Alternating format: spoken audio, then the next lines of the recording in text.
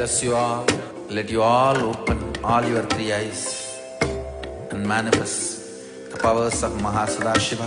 Om Nityananda Paramashivoham. Om Nityananda Paramashivoham. Om Nityananda Paramashivoham. Om Nityananda Paramashivoham. Om Nityananda Paramashivoham.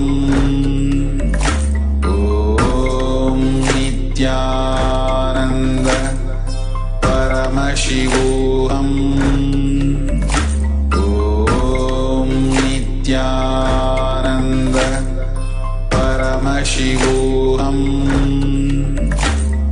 Om Nityananda Paramashivoham. Om Nityananda Paramashivoham. Om Nityananda Paramashivoham. Om Nityananda Paramashivoham. Om Nityananda Paramashivoham. Om Nityananda Paramashivoham. Om Nityananda Paramashivoham. Om Nityananda. नित्यानन्दं परमसुखदं केवलं ज्ञानमूर्तिं द्वन्द्वातीतं गगनसदृशं तत्त्वमस्यादिलक्ष्यम् एकं नित्यं विमलमचलं सर्वदी साक्षिभूतं भावातीतं त्रिगुणरहितं सद्गुरुं तं नमामि.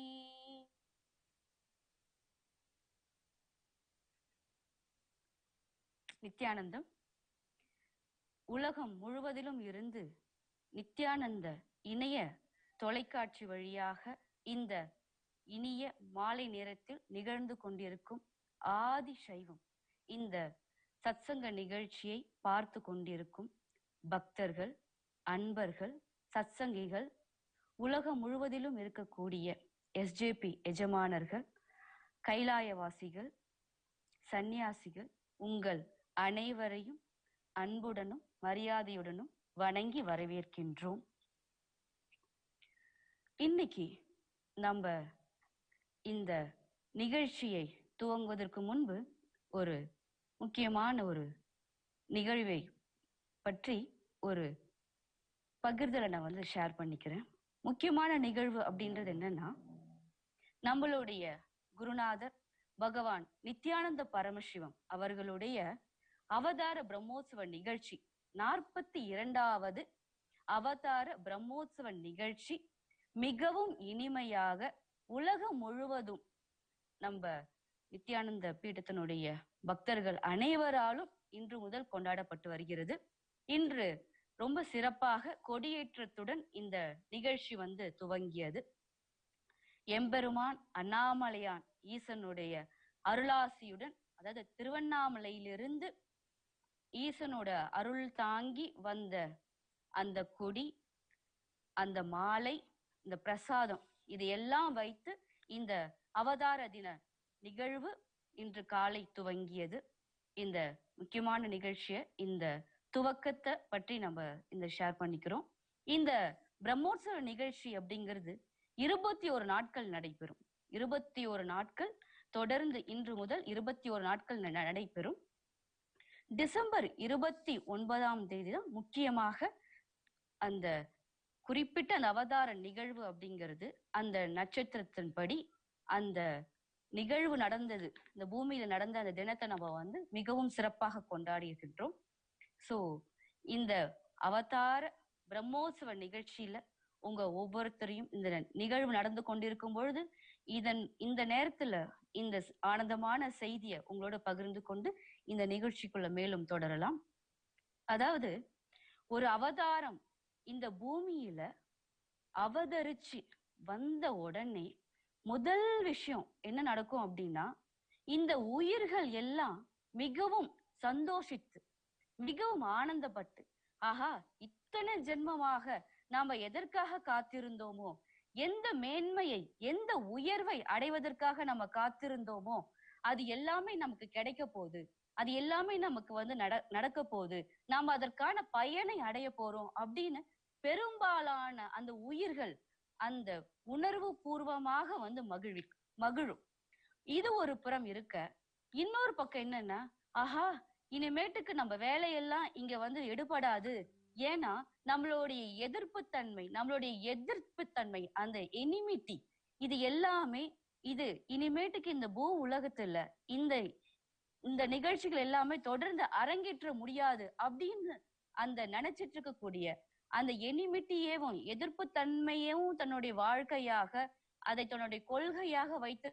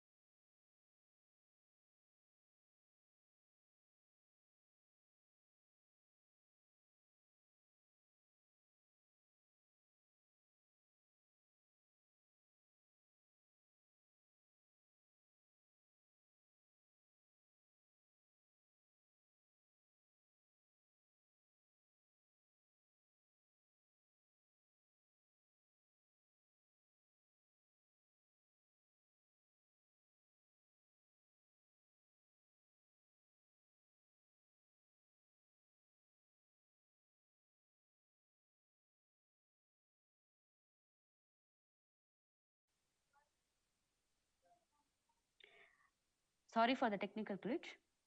இந்த அவதார பிரம்மோற்சவம் இத பத்தி சொல்லிக்கிட்டு இருந்தோம். இந்த பிரபஞ்சத்துல ஒரு மிகப்பெரிய பாசிட்டிவ் எக்ஸ்ப்ளோஷன், அந்த பிரபஞ்ச பேர் உணர்வனுடைய அந்த வெடிப்பு, அந்த நிகழ்வு இந்த 21 நாட்களும் வந்து இந்த பூமியில மிகப்பெரிய அளவுல இருந்து நம்ம எல்லாருக்கும் அந்த அருள் செய்யும்.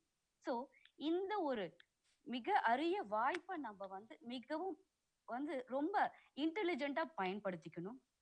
இந்த மாதிரியான ஒரு நிகழ்வுகள் நடக்கும் பொழுது, இந்த பாசிட்டிவ் எக்ஸ்ப்ளோஷன் நடக்கும் பொழுதுதான் அந்த எனிமிட்டியே தங்களுக்குள்ளார வந்து ரொம்பவும் அதிகமாக வச்சுட்டு புகஞ்சிட்டு இருக்கக்கூடிய பல பேருக்குள்ள இருந்து அதை வெடிக்கிற அந்த நிகழ்வும் நடக்குது. இப்போ ஃபார் எக்ஸாம்பிள் வந்து பாத்தீங்கன்னாக்க, இப்ப சமீப காலமா ஒரு 20 நாட்களாக பார்த்தோம் அப்படின்னாக்க, நம்ம நித்யானந்த பீடத்தை பத்தியும் பகவான் நித்யானந்த பரமசிவம் அவர்கள் பற்றியும் பலவிதமான செய்திகள், வதந்திகள், அவதூறுகள் அப்படின்றது மிகப்பெரிய அளவுல இந்த இணையதளத்திலையும் ஊடகங்கள் மூலமாகவும் வெளிவந்துகிட்டே இருக்கு.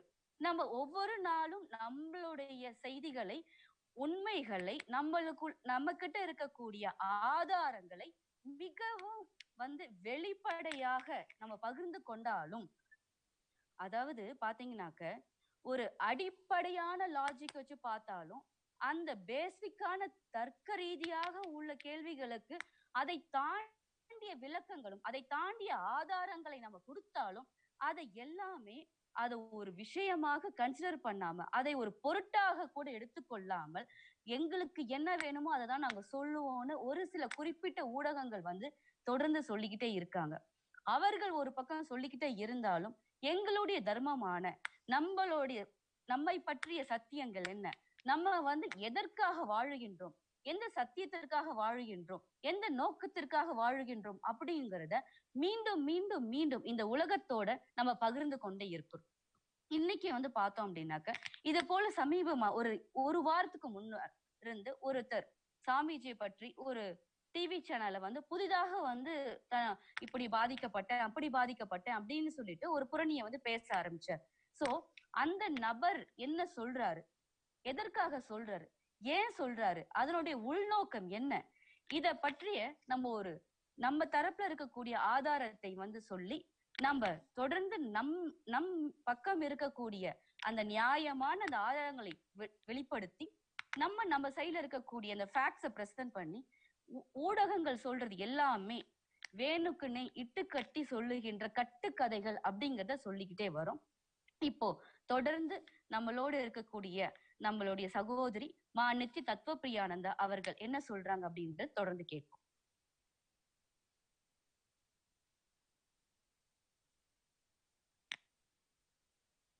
நித்யானந்தம், எல்லாருக்கும் இந்த ஆப்பர்ச்சுனிட்டி கொடுத்தது சுவாமிஜிக்கும் சங்காக்கும் நன்றிகளை தெரிவிச்சுக்கிறோம்.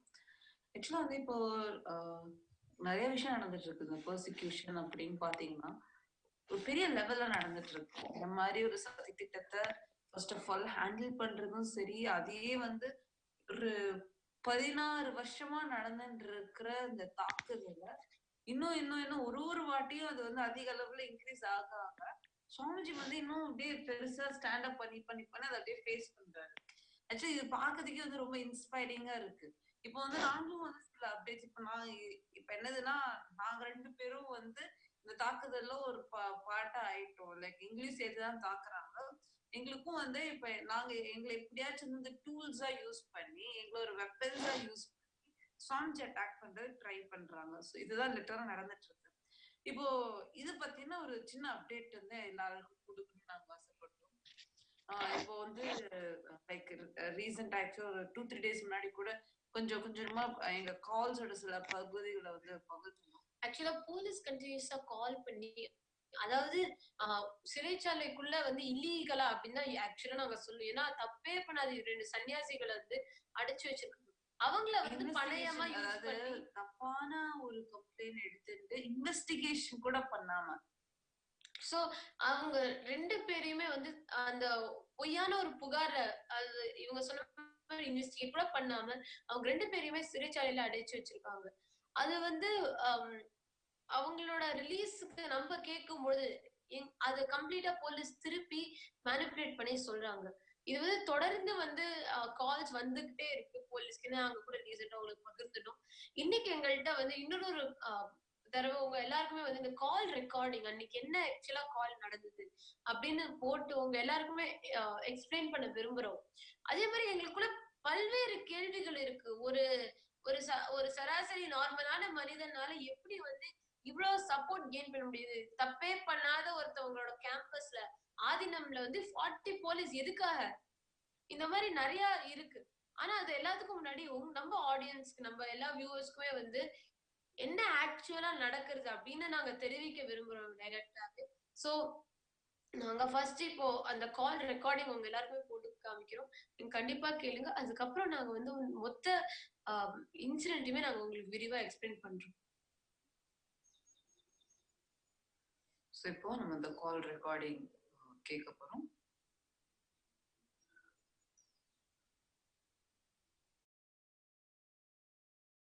What to the court? It's not really, you're torturing. See, you pressuring us, you threatening us is not right. We will tell the court, but I'm telling you this. This is not right. This is not fair. You have to prove that before the court. Correct, but court has only given the order for you to give full security. No, then we are telling in our security. See, you didn't give details. We are telling the details. You please release Prana Prema Priyatatva. That will be our full security. देखिए, अगर आप आना चाहती है तो हम court को बता सकते हैं कि वो भी बंद कवर में बता सकते हैं, क्लोज कवर में, कि इस तारीख को ये दोनों आना चाहती है, तो वो कोर्ट भी ये बात रिवील नहीं करेगी, और जब आप आएगी तब आपको पूरी security. What is security? Security means us feeling secured. Am I right? हाँ. Correct. So that security can be given on. That's what I'm telling. You release them. That will be us feeling secured. Because I don't. This is what happened in 2012. I already told you again. I'm repeating the same thing again. 2012 also, police arrested Swamiji, asking permission from the court, telling he needs protection. In the name of protection, they arrested Swamiji, which I don't know. I don't want such things to happen to me or my sister. I'm very clear about it. This is why continuously I'm asking the same thing, sir. This is really you are trying to exhaust me. I am not going to get exhausted. I'm going to keep telling the same thing. I will feel secured. I will feel the security only if you release Ma Pranapriya and Ma Priyatatva. Why I'm continuously telling you this is because this is what is the thing that I can think of. I don't know. You just put yourself in our shoes and see. अरे मैं आपकी बात समझ रहा हूँ. मैं आपको पूछना चाहता हूँ कि क्या सिक्योरिटी चाहिए आपको. मैं समझ नहीं पा रहा हूँ क्या सिक्योरिटी चाहिए आपको. रिलीज मां प्राणप्राण प्रीतत्व. ये सिक्योरिटी की बात है. yes. आपकी सिक्योरिटी, ये कैसे आपकी सिक्योरिटी हुई मुझे बताइए. सिक्योरिटी वो होती है कि आपको किसी से डर है तो उससे हम आपको प्रोटेक्ट करें. ये सिक्योरिटी होती है. See, continuously I'm telling the same thing. We will be secured only if you release Ma Pranapriya Ma Priyatatva. क्या? What?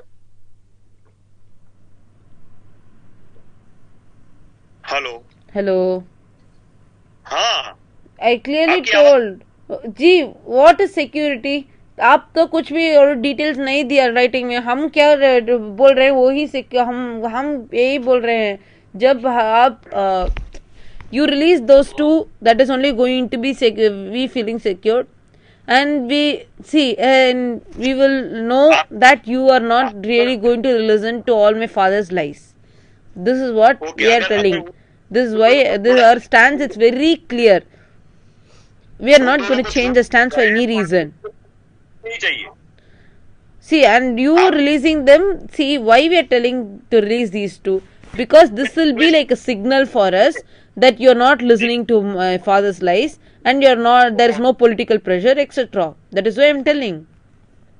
अरे मैं क्या बोल रहा हूँ कि वो हमारे हाथ में नहीं. हम कोर्ट को रिक्वेस्ट कर सकते हैं कि तत्वप्रिया और नंदिता बोल रही है तो हम सिक्योर फील करेंगे और हम आ जाएंगे. ओके, आप रिक्वेस्ट कीजिए. और अगर वो छोड़ देने के बाद भी आप नहीं आई तो क्या होगा? सॉरी, अगर उन दोनों को छोड़ दिया जाए और बाद में भी आप नहीं आई तो क्या करेंगे आप? मैं बोल रही हूँ ना, मैं आऊंगी. आप पहले छोड़ दीजिए उनको. 17 तारीख को भी बोला था कि 2 दिन में आ जाएगी नंदिता. कहाँ आ जाएंगी करके? क्या कब बोला? वो क्या बोला? पूरा क्या बोला? पूरा बोला था उसने. मेरे को बोला था. क्या? कि नंदिता बोली थी कि मैं अब ट्रैवलिंग में हूँ, 2-3 दिन में आ जाऊंगी. हाँ, ट्रिनिडेड आ जाएगी करके बोली थी. वो आ गई ट्रिनिडेड पे, और हम दोनों भी आपको कॉल में भी आके बताए थे कि हम ट्रिनिडेड से बात कर रहे हैं करके. नहीं, उसने नंदिता ने बोला था कि मैं आ जाऊंगी, लेकिन वो तो आई नहीं, अभी तक नहीं आई. कहाँ आ जाएगी करके बोली थी. वो कभी भी इंडिया आ जाएगी करके कभी नहीं बोली. हाईकोर्ट तो त्रिनिदाद में है नहीं और मैं भी वहां पर हूँ नहीं, तो आ जाएगी ऐसा बोला, तो हमारे पास यहाँ पर अहमदाबाद में आ जाएगी ऐसा ही बोला होगा ना। अहमदाबाद जी, हाँ, 5 कंडीशंस दिया था हम। 5 कंडीशंस क्या में 5 क्या क्या मैंने 5 बोला जी, no, you are again trying to twist this whole thing. You are trying to exhaust me. I am not going to get exhausted. Finally, I don't know if you might be getting exhausted. I don't know what else to tell. It's really a pressure that you're trying to put on me right now.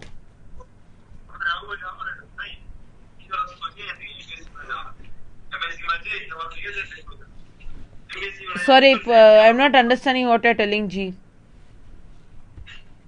एक minute चालू रखिए madam. दूसरा ये भी हो सकता है, आपको नहीं आना है तो फिर आप वहाँ पे एम्बेसी में जाइए, वहाँ पे अपना निवेदन दर्ज कराइए, वो निवेदन थ्रू एम्बेसी यहाँ पे हाईकोर्ट को भेज दीजिए, हाईकोर्ट उसको पढ़ लेगी, हाईकोर्ट को विश्वास होगा और हाईकोर्ट चाहे तो वो बोल सकती है कि ठीक है आने की जरूरत नहीं, बाकी हम नहीं बोल सकते मैडम। आपने बोला था ना, आप कोर्ट को बताएंगे कि हम लोग ऐसा रिक्वेस्ट करेंगे करके, आप वो तो कर सकते हो ना। नहीं, वो तो हमने पिछली बार भी बता दिया था, आपके सभी कॉलिंग का हमने बात बता दिया, उनको स्क्रिप्ट लिख के दिया था। जी प्लीज आप तो सुनिए ना, हम क्या कहना चाहते हैं प्लीज। कोर्ट बोल रही है कि कायदे में सौदेबाजी नहीं होती, आप सौदेबाजी कर रहे हैं, हमारी बात सबसे मानिए तो हम उसको छोड़ देंगे। ये कोई कंधार प्लेन हाईजैकिंग है कि आप 5 शर्त रखेंगे, उसको छोड़ दीजिए फिर हम प्लेन को छोड़ देंगे। I am not understanding, can you repeat again? Sorry. आपको लॉ का पालन करके हाईकोर्ट में आना है, कोई सौदेबाजी करके नहीं आना है। आप नहीं आना चाहती है तो आपके एडवोकेट को लेके जाइए एम्बेसी में, लिख के दीजिए, फिर भी हाईकोर्ट नहीं मानेगी तो हाईकोर्ट एम्बेसी को हुक्म करेगी कि इनको यहाँ पे डिपोर्ट कीजिए, तो आपका वीजा कैंसिल होगा और आपको डिपोर्ट किया जाएगा, फिर आप क्या करेंगे? could you repeat slowly? I'm really not understanding. slowly but धीरे से बताइए, सॉरी समझ नहीं पा रही हूँ। सर क्या बोल रहे हैं? वो बोल रहे हैं कि अगर आप आना नहीं चाहती है तो आप इंडियन एम्बेसी त्रिनिदाद में जाइए, वहां जाकर स्टेटमेंट लिखवाइए और स्टेटमेंट को अगर हाईकोर्ट मानेगी और वो बोलेगी कि उनको नहीं आना है, ये स्टेटमेंट से चलेगा, तो हमें कोई प्रॉब्लम नहीं है। आप बोल रहे हो कि हम जाके एम्बेसी में स्टेटमेंट देना है कि हम वहां आना नहीं चाहते हैं करके। मैं क्या पूछ रही हूँ, आपने तो बताया था कि कोर्ट में आप जाके बोल सकते हो कि ये हमारा निवेदन है करके, तो आप वो पहला उस निवेदन को आप कोर्ट में दीजिए और माँ प्राणप्रिय और माँ प्रीतित्व को आप रिलीज कीजिए, उसके बाद हम आएंगे करके हम बोल रहे हैं ना। ये हमारे साथ हम क्या बोल रहे हैं, आप एम्बेसी में जाकर बोलिए, अगर कोर्ट को उसको ग्राह्य रखना है तो रखेगी, नहीं रखेगी तो भी आपको आना ही पड़ेगा, फिर तो आपका पासपोर्ट सस्पेंड करेंगे, आपका वीजा रद्द करेंगे, फिर हाईकोर्ट ऐसा भी ऑर्डर कर सकती है आपका पासपोर्ट सस्पेंड करने का, आपका वीजा सस्पेंड करने का और आपको डिपोर्ट करने का इंडिया में, वो भी हाईकोर्ट कर सकती है। जी मैं कुछ क्या कहूंगी, आप ऐसा बताएंगे तो मैं क्या करना चाहती हूँ मैं कह दिया, मैं कुछ भी नहीं कर सकती हूँ। आप यदि आपको हम सिर्फ सन्यासियां हैं, पता नहीं ऐसा ही हो रहा है। मैं भी देख चुकी हूँ 10 साल कैसे कर रहे हैं स्वामी जी को, मैं देख रही हूँ। अभी भी क्या स्वामी जी ने क्या किया, आप लोग उनको कैसा प्रोसिक्यूट कर रहे हैं, मैं तो पूरा देख रही हूँ मीडिया, सोशल मीडिया में। बहुत ही पेनफुल है। अभी वो ही हम लोगों को भी रिपीट होना है, तो मैं क्या कर सकती हूँ, वो तो मेरे हाथ में नहीं है ना। आपके हाथ में है सभी, आप आ गई होती तो इतना लंबा नहीं खींचता। जी आप प्राणप्रिय जी सेम थिंग, प्लीज रिलीज माँ प्राणप्रिय एंड माँ प्रीतत्व। मैं कुछ और नहीं कह सकती हूँ अभी, क्या कहेंगी अभी? ये नहीं हो सकता, बोलिए। ये नहीं हो सकता, मतलब मैं क्या करना, आप क्या सोच रहे हो मैं कर सकती हूँ करके बताइए। हम तो बोल रहे हैं कि कल 10 तारीख को मुझे आपकी पता डेट है। नहीं, मैं सिर्फ यही, मैं तो कितना बार सेम थिंग बोलूंगी, ऑलरेडी मैंने कह दिया, मेरे हाथ में नहीं हुए वो आपके हाथ में ही है, आप रिलीज कीजिए। सी आपका पूरा, आपका कोर्ट ऑर्डर क्या है, पूरा हमें सिक्योरिटी देना, आप वो नहीं चाहते हो तो मैं क्या कर सकती हूँ। हमारा पूरा सिक्योरिटी, यही बोल रही हूँ मैंने, मुझे हमारा डर क्या है, वहाँ मेरी पिताश्री को पॉलिटिकल पावर है, यही मेरी डर है ना, हाँ या नहीं। मैं पहले से ये बोल रही हूँ। क्या बोल रही है? मुझे वहाँ, यदि मैं वहाँ आएंगे तो क्या होगा पता नहीं, मेरे पिताजी को बहुत ज्यादा पॉलिटिकल पावर है, मैं क्या कर सकती हूँ मुझे पता नहीं करके मैंने बोल रही हूँ इसका।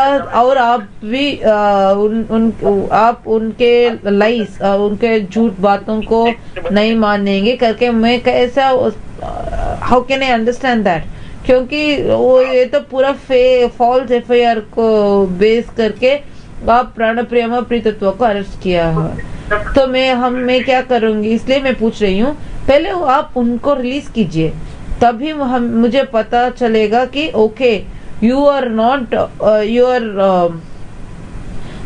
तभी मुझे पता चलेगा कि आप हमारा लाइक मेरी पिताश्री का झूठ बातों को नहीं मानेंगे और उनका पॉलिटिकल पावर्स और कुछ वो सब नहीं है करके, तभी मान सकती हूँ, तभी मुझे सिक्योर फीलिंग होगा, है ना। इसलिए मैं पूछ रही हूँ कि आप उनको रिलीज कीजिए, तभी मुझे सिक्योर फीलिंग होगा, इसलिए पूछ रही हूँ। आपको ये बात कोर्ट को बतानी पड़ेगी कि उनको छोड़िए, रिलीज कोर्ट कर सकती है, पुलिस नहीं कर सकती है रिलीज। लेकिन बी रिपोर्ट तो आप ही फाइल कर सकते हो, आप ही कोर्ट को बता सकते हो ये सब। बी रिपोर्ट कैसे फाइल करेंगे जब तक नंदिता का स्टेटमेंट नहीं आता कोर्ट के सामने? See, I don't know what is the legal possibility you can do. I am clearly telling this is the security I want. Both of us want. This is the security we want.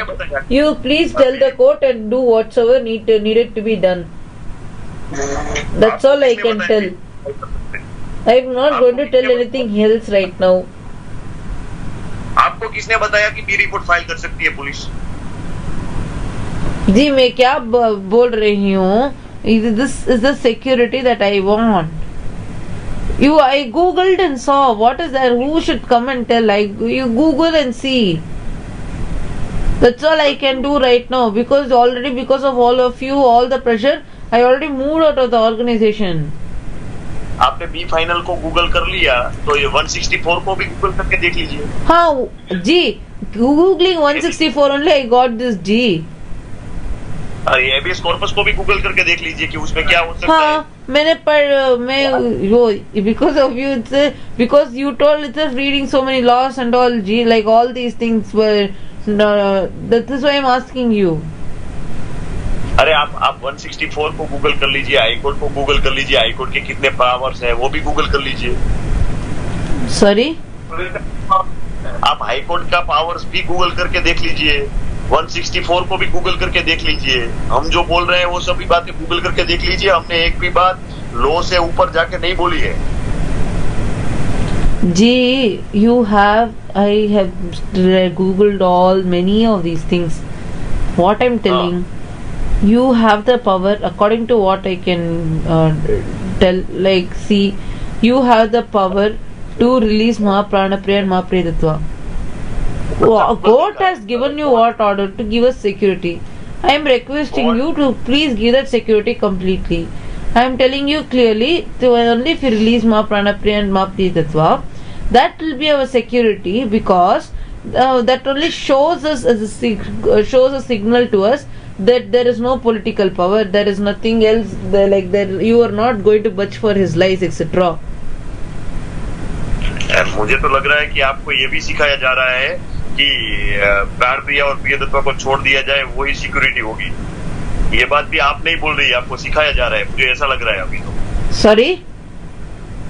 मुझे ऐसा अभी feel हो रहा है कि ये बात भी आपको किसी ने सिखाई गई है, आपको किसी ने, कि सिक्योरिटी के हिसाब से ये सिक्योरिटी मांगिए। मैं क्या कर सकती हूँ आप अभी? That's what. See, this is what I'm telling. Each thing you twist and tell something. You only taught me to Google 1684 habeas corpus, all these things. You only told in last call. I googled and now I'm talking from that, and you're telling like this. This is what I'm telling. This is a persecution on us, religious persecution. We will face it as sannyasis. What else to do? मैं कुछ भी नहीं कर सकती हूँ. 2 girls are leading life alone is okay for all of you. What to do? You are not giving the security that I want. I cannot do anything else. Habeas corpus आपने पढ़ ली है ना पूरी? पढ़ लिया जी, इसलिए मैं बाहर जी please. How many times you'll ask the same thing? And how many times you said all the same things? I'm telling the same things. You see, one thing I'll tell you. You have all brought both me and my sister to the streets, literally. I am not okay with that. देखिए, And I will keep telling the same thing because that's the only thing I know. आपको My stance is very, very, very clear. Very, very, very. I'm 100% clear about what I'm talking. आपने decide कर लिया है ना कि आप नहीं आना चाहती 10 तारीख. ये किसी और का डिसीजन है? किसका डिसीजन है? आपके स्वामी जी का, गुरु जी का. What decision? कि आपको नहीं भेजना है यहाँ पर. वो सब स्वामी. See, that's what I'm telling you. Even after telling you I'm not even part of the organization, stop bringing in Swamiji here. मैं अब सबके कारण से मैं आश्रम भी छोड़ के आ गई हूँ. No, this is not right. Swamiji in the satsang, in front of everybody, Swamiji told, go and sort out your family issue and then come. Oh God. No, this is really, really funny. It's so silly actually. You're twisting the whole thing like this. I'm so shocked. This shows you're not our side. I've never even seen or spoken to Swamiji. It's been like 2 years. Swamiji talks to all of us only during satsang. That is public. Don't you see that? Where have I spoken to Swamiji? With what proof are you telling like this?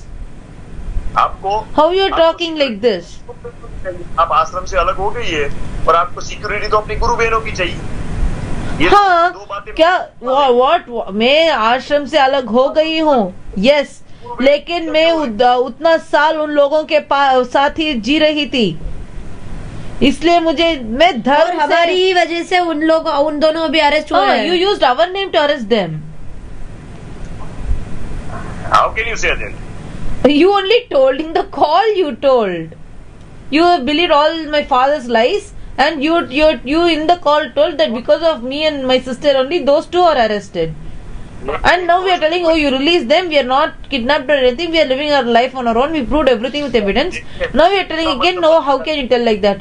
See, oh God, you are twisting your statements like this. It's really, really silly. It's funny actually. ये हम बोल रहे हैं सब funny है. हम लोगों का पालन कर रहे हैं. आपको लोगों के हिसाब से इतना सब कुछ समझा रहे हैं, वो सब फनी है. No, ji. What I'm telling you, we are continuously. See, my father did the mistake. He did the crime. He is the actual person who needs to be investigated and all. But he files a false habeas corpus. उसके खिलाफ FIR कीजिए. आपके father ने जो भी गलत काम किया है बेंगलोर में, court has given you what order? To give us security? No. We are told this is a security. No. Why further conversation? Please provide us that. Okay. तो आप कन्वर्सेशन करना नहीं चाहती? No. Oh God, stop twisting like this. For 2 hours or something, I've been sitting and talking to you. This is not right. This is not fair. My God, how can you just like that tell? तो रखते हैं हम phone, ठीक है? दूसरा मतलब निकाला जा रहा है यहाँ.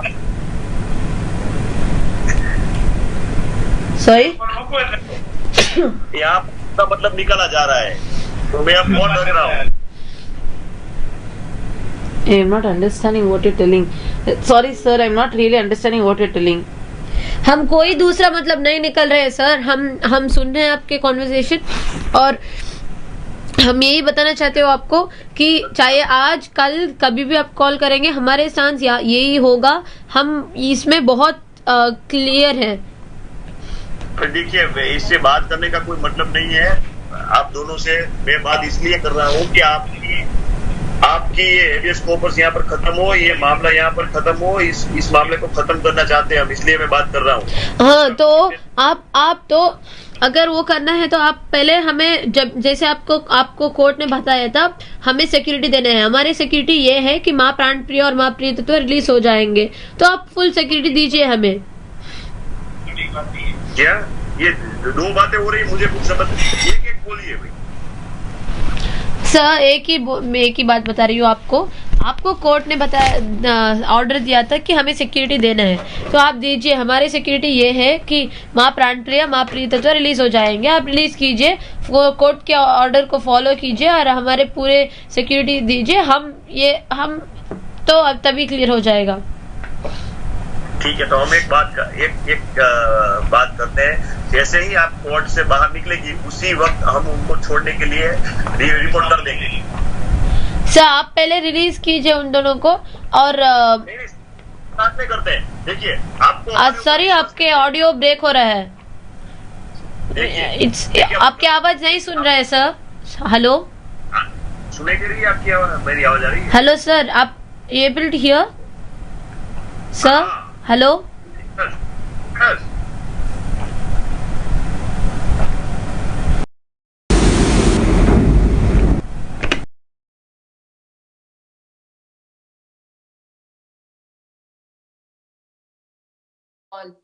இப்போ ஆக்சுவலா பாத்தீங்கன்னா எப்படி வந்து இவ்வளவு ஒரு கன்னிங்கா, எப்படி சாமர்த்தியமா, எப்படி வந்து போலீஸ் வந்து கம்ப்ளீட்டா ட்விஸ்ட் பண்றாங்க அப்படின்னு முதல்ல ஆக்சுவலா பாத்தீங்கன்னா இது வந்து ஹிந்தில இருக்கு. சோ நான் உங்கள்கிட்ட சொல்லிடுறேன் ஒரு ஜிஸ்ட் எசன்ஸ் சொல்லிடுறேன். சின்ன இன்ஃபர்மேஷன் தான். இது வந்து லாஸ்ட் 20 minutes மட்டும் தான் நான் ரெக்கார்ட் பண்ணேன். மீதி ஃபர்ஸ்ட் நாங்க பேசினது வந்து ரெக்கார்ட் பண்ணது டோட்டல் 2.5 hours கான்வர்சேஷன். அதே மாதிரி இதுல இம்பார்ட்டன்டா இன்னொரு விஷயம் என்ன, இவங்க வந்துட்டு நாங்க 2 பேர் தான் கான்ஸ்டன்டா பேசிட்டு இருக்கோம் எங்க சைட்ல இருந்து.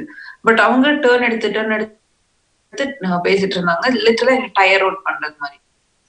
ஸோ ஆக்சுவலா பாத்தீங்கன்னா இந்த ஹோல் இஷ்யூவே நீங்க பாத்தீங்கன்னாக்க அந்த மொத்த கால்ல வந்து எங்களை அவங்க வந்து கன்வின்ஸ் பண்ண பாக்குறாங்க.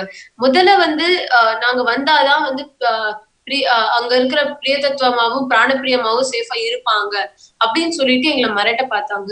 அதுக்கு நாங்க அடங்கலன்னு உடனே நீங்க வரலன்னா வந்து நாங்க வந்து உங்களோட பாஸ்போர்ட் ஃபுல்லா பேன் பண்ணிடுவோம் அப்படின்னு அதை வச்சு மிரட்ட பார்த்தாங்க. மூணாவதா வந்து நீங்க அப்படியும் வரலன்னா நாங்க உங்களோட இதை வந்து உங்களை டீடைல் பண்ணி நாங்க இங்க வந்து வச்சு லிட்டரா அரெஸ்ட் பண்ணுவோம், அந்த மாதிரி மிரட்டி பார்த்தாங்க.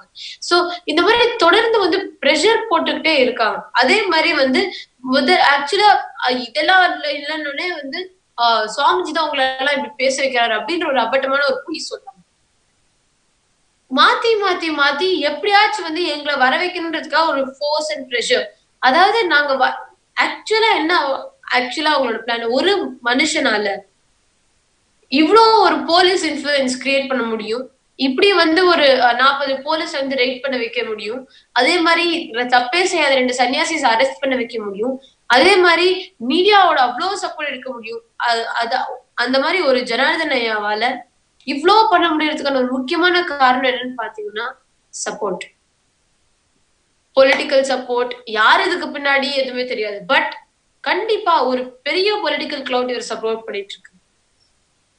இல்லாட்டி சான்ஸே இல்ல. தப்பே பண்ணாம எப்படிங்க 2 சன்னியாசிங்களை வந்து சென்ட்ரல் ஜெயில வைப்பாங்க?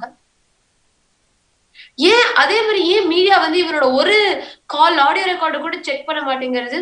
அதுவும் அவரை வந்து பண மோசடி பண்ணிருக்காருன்னு நாங்க புகார் கொடுத்திருக்கோம்.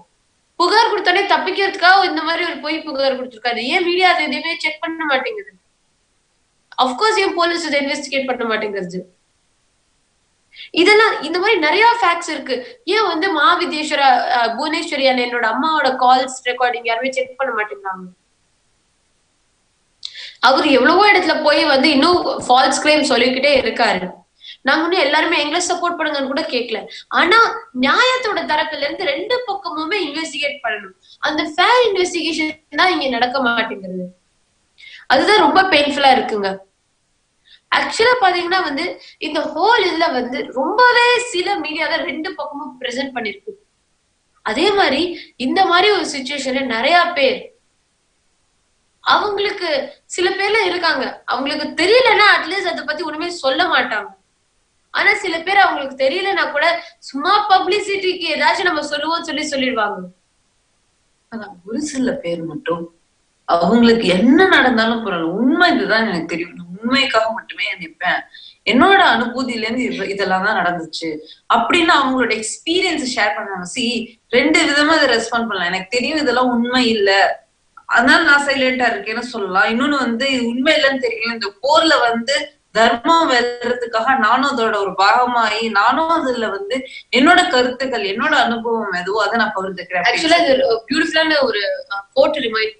இப்போ வந்து நம்ம வந்து ஒருத்தவங்களுக்கு வந்து எப்போ ஒருத்தவங்க புகழ்ச்சியில இருக்கும்பொழுது ஒருத்தவங்க பாப்புலரா இருக்கும்பொழுது ஈஸியா அவங்களோட இருந்துடலாம், அப்போ நம்ம தேவைப்பட மாட்டோம். ஆனா எப்போ ஆக்சுவலா தேவை, எப்போ வந்து அவங்கள பத்தி போய் அவங்களுக்கு ஒரு பிரச்சனை நடந்துட்டு இருக்கும், அது எஸ்பெஷலி இந்த மாதிரி ஒரு பொய்யான சிச்சுவேஷன் கிரியேட் பண்ற சூழ்நிலையில அப்போ நீங்க கூட இருந்தீங்கன்னாதான் நீங்க வந்து நிஜமான ஒரு you truly connect to that person. நீங்க நிஜமானமே அந்த பர்சனோட கனெக்ட் சொல்லுவாங்க. friend in need is a friend indeed. Exactly. So இப்போ வந்து அதே மாதிரி இதுக்கு வந்து லேட்டஸ்டா ஒரு உதாரணமா ரொம்ப ரொம்ப ரொம்ப அருமையா திரு எஸ்.வி. சேகர் ஐயாவோட வீடியோ பதிவிட்டு இருக்காரு. அது நிஜமாலுமே வந்து இன்ஸ்பைரிங். சுவாமிஜிக்கு சப்போர்ட் பண்ணிருக்கான்ற அந்த காரணத்துல மட்டும் கிடையாது. ஆனா இப்படி ஒரு சூழ்நிலையில கூட அவரை வந்து ஆக்சுவலா அவர் இந்த மாதிரி ஒரு உண்மையெல்லாம் சொல்லணும்ன்ற அவசியமே கிடையாது. ஆனா அவர் இன்டெகிரிட்டிக்காக தர்மத்துக்காக வந்து அவரோட அனுபவம் சார்ந்த அவருக்கு தெரிஞ்ச உண்மைகள் எல்லாம் சொல்லியிருக்காரு. இது கண்டிப்பா இங்க நாங்க பதிவிட்டு அவர், ஏன்னா வந்து இந்த மாதிரி ஒரு அற்புதமா உண்மைக்காக நிக்கிறது இந்த அதுவும் எஸ்பெஷலி இந்த டைம்ல, ஏன்னா அவருக்கு எந்த அவசியமே கிடையாது. அதே மாதிரி இப்போ இந்த media is literally waiting to hound. அத யாராச்சும் கிடைச்சாங்கன்னா அவங்கள வச்சு லைக் ஃபுல்லா வந்து அவங்கள ட்ரோல் பண்ணிடுறாங்க மீடியா. அப்படி இருக்கிற டைம் பீரியட்ல போல்டா பியூட்டிஃபுல்லா அவரோட கருத்துக்களை வந்து எஸ்.வி. சேகர் பதிவிட்டு இருக்காரு. இப்போ நம்ம அவர் இன்னும் அதை பத்தி ஆழமா பேசுறதுக்கு முன்னாடி கண்டிப்பா நம்ம எல்லா நேயர்களுமே நீங்க அந்த வீடியோ பார்க்கணும். இப்போ நம்ம எல்லாருமே எஸ்.வி. சேகர் பேசிருக்கிற ரீசெண்டான வீடியோ பார்ப்போம். எல்லாருக்கும் வணக்கம். நான் இப்போ பேச போகிற விஷயத்துக்கு முன்னாடி வழக்கமாக சொல்கிற அந்த வார்த்தைகளை சொல்லிடுறேன். லைக் பண்ணுங்கள், ஷேர் பண்ணுங்கள், சப்ஸ்கிரைப் பண்ணுங்கள், அதை நான் சொல்கிறேன். அதே போல் ஒரு முக்கியமான ஒரு விஷயம், புதியதாக எப்படி வள்ளுவர் ஒரிஜினலாக இருந்தாரோ அதே ஒரிஜினலாக இருக்கக்கூடிய வள்ளுவருடைய கேலண்டரை நான் ஒன்று போட்டிருக்கேன். யாருக்கு உண்மையான விருப்பம் இருக்கிறதோ இந்த படத்தின் மேல் இதுதான் ஒரிஜினல் வள்ளுவர் அப்படின்னு யார் நினைக்கிறீங்களோ நீங்கள் எனக்கு மெயிலில் கான்டாக்ட் பண்ணினீங்கன்னா நான் உங்களுக்கு இந்த இதை எப்படி கொடுக்கறது என்ன அப்படிங்கிறத நான் சொல்லுவேன். மயிலாப்பூர் MLA@gmail.com. ஏன்னா என்னுடைய நண்பர் ஒருவர் ஒரு 1 லட்ச ரூபா பணம் அனுப்பிச்சு இதை நல்ல விஷயங்க, இதை நீங்கள் செய்யுங்க, மேக்சிமம் எல்லாருக்கும் போய் சேரணும் அப்படின்னு சொல்லி எனக்கு கொடுத்துருக்கார் பணம். என்னுடைய ட்ரஸ்ட்டுக்கு கொடுத்துருக்கார். அந்த ட்ரஸ்ட்லேருந்து தான் இந்த படத்தை நான் திருவள்ளுவர் படத்தை நான் போட்டிருக்கேன். அதனால் இந்த படத்தை நீங்கள் எப்போ வேணுமோ சொல்லுங்கள். நான் வந்து இப்போது பேச போகிற டாப்பிக்கு முன்னாடி ஆஸ் யூஷுவல் லைக் பண்ணுங்கள், ஷேர் பண்ணுங்கள், சப்ஸ்கிரைப் பண்ணுங்கள். அதை நான் கண்டிப்பாக உங்கள்கிட்ட சொல்லணும். அது சொல்லலைன்னாலே அது நமக்கு வந்து அந்த புள்ளியார் சொல்லி இல்லாமல் ஒரு டாபிக் ஆரம்பிக்கிற மாதிரி. இது வந்து சுவாமி நித்யானந்தா அவர்களுடைய இதில் பார்ட் 2 இந்த விஷயம். நான் அவரை பற்றி பேசினேன், எனக்கு தெரிந்த விஷயங்களை பேசினேன். பொதுவாகவே ஒரு விஷயத்தை பற்றி நான் எனக்கு தெரிந்த கருத்துக்களை சொல்கிற மாதிரி சொன்னேன். நிறைய பேர் எனக்கு ரொம்ப பாராட்டி ரொம்ப தேங்க்ஸ் சுவாமிஜியை பற்றி நீங்கள் சொல்லியிருக்கீங்க, ரொம்ப நன்றி ரொம்ப நன்றி. நிறைய பேர் வெளிநாட்டிலேருந்து இதெல்லாம் வந்து ஏகப்பட்ட ஊர்லேருந்து ஃபோன் பண்ணி மனப்பூர்வமாக சொன்னாங்க. திருவண்ணாமலையில் அதுவும் அந்த நிகழ்ச்சி வந்து கார்த்திகை தீபத்தன்னைக்கு வந்ததுனால திருவண்ணாமலை ஆசிரமத்தில் இருந்த பல பேர் எனக்கு ஃபோன் பண்ணி சொன்னாங்க. நான் வெறுமனே மற்றவங்க பாராட்டணும் அதுக்காகலாம் நான் இந்த விஷயத்தை எடுக்கவில்லை. நம்ம பொதுவாகவே ஒரு ஒரு அரசியல்வாதி ஓட்டு வாங்குறதுக்கு அவன் வீடு வீடாக வரான், கையில் காலில் விழுறான். நான் அதை செஞ்சு கொடுப்பேன், இதை செஞ்சு கொடுப்பேன், உங்கள் வீட்டில் தண்ணியெல்லாம் பாலாக மாற்றிடுவேன், பாலெல்லாம் தேனாக மாற்றிடுவேன், நீங்கள் குடிசை வீட்டில் இருந்தீங்கன்னா அப்படியே 5 ஸ்டார் ஹோட்டல் ரேஞ்சுக்கு மாற்றிடுவேன், எல்லாத்தையும் சொல்லிவிட்டு ஜெயிச்ச அப்புறம் 5 வருஷம் கண்ணிலேயே படாமல் அவன் மட்டும் எப்படி நடந்து வரவன் அப்படியே இனோவா கார்லையும் சொத்துக்களையும் சேர்த்து பெரிய ஆளாக இருக்கும்போது அவன்கிட்ட நம்ம என்ன பண்ணுறோம், காசை கொடுத்து வேலை வாங்கும்போது சொல்கிறோம் நல்ல எம்எல்ஏங்க அவர், காசு கொடுத்துட்டு அது கரெக்டாக பண்ணி கொடுத்துட்றாருன்னு வெக்கமே இல்லாத பாராட்டுறோம். அதே போல் ஃபைனான்ஸ் கம்பெனிக்காரன் சொல்கிறான் 1 லட்ச ரூபா கூட ஒரே வருஷத்தில் உனக்கு 3 லட்ச ரூபா தரேன், ஈமு கோழி முட்டை போட்டால் அத்தனை பணம் உனக்கு வந்துடும், கொண்டு போய் பணத்தெல்லாம் அவன் கொடுத்துட்டு அப்புறம் ஏமாந்து ரவா கிளம்பி போன அப்புறம் ஏமாந்து போய் ஏமாற்றிட்டான். நான் ஏமாந்துட்டேங்கிற வார்த்தை வரமாட்டேன்றது, ஏமாத்திட்டான்னு கத்துறாங்க. நித்யானந்தா யார் வீட்டுக்காவது நேரம் வந்து நான் உனக்கு க்யூர் பண்ணுறேன், எனக்கு இவ்வளோ மேஜிக்கெல்லாம் தெரியும், எனக்கு இவ்வளோ சக்தி இருக்குது, நீ வந்து என்னுடைய ஆசிரமத்தில் சேரு, உறுப்பினர் ஆகிடு, நான் உனக்கு கார்டு போட்டு தரேன், உனக்கு பஸ்ஸில் ஃப்ரீயாக வருது, எங்கேயாவது சொன்னாரா? அவர் ஒரு ஹீலிங் பண்ண ஆரம்பித்தார். அந்த ஹீலிங் வந்து நிறையா பேருக்கு பலித்தவங்க நம்ம அதுக்கு பதிலாக நாம் ஏதாவது செய்யணும். அதுதான் இந்து மதத்தினுடைய அடிப்படை விஷயம். ஒரு ராஜா வந்து சாப்பிட்டுட்டு படுக்கலாங்கும்போது ஒரு கட்டை எறும்பு வந்து தண்ணியில் துடிக்கிறத பார்த்து டக்குன்னு ஒரு அரசியலை எடுத்து அந்த எறும்பை காப்பாற்றுறாரு. அப்போது சேவகன் கேட்குறான், என்ன ராஜா நீங்கள் என்னது நீங்கள் ஒரு நாட்டுக்கே ராஜா ஒரு எறும்பு போய் காப்பாற்றுறதுல இவ்வளோ கான்சென்ட்ரேட் பண்ணிங்க, நீங்கள் ரெஸ்ட் எடுத்துக்கங்க, நாங்கள் பார்த்துக்குறோம் அப்படின்ட்டாங்க. ராஜா கண்ணு தூங்குறாரு.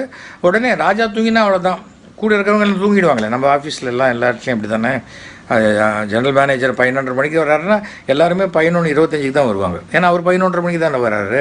இப்போ தானே சிசிடிவி கேமரா வந்திருக்கு, அதையும் சில பேருக்கு எந்த நேரத்தில் ஆஃப் பண்ணி வைக்கணும்னு தெரியும்.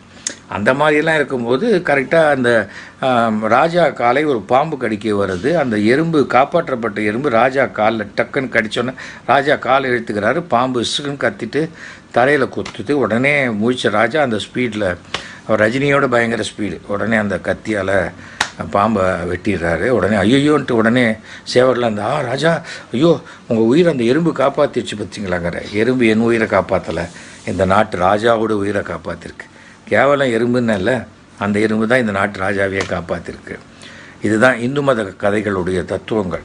நீ செய்கிற நன்மையும் தீமையும் உனக்கு திரும்பி வரும் அப்படிங்கிறது, அவ்வளோதான். அதுக்காக வந்து நாம் என்ன செய்கிறோம், ஒருத்தரை பிடிக்கலையா, பரபரப்பு தான் இன்றைக்கி வாழ்க்கை.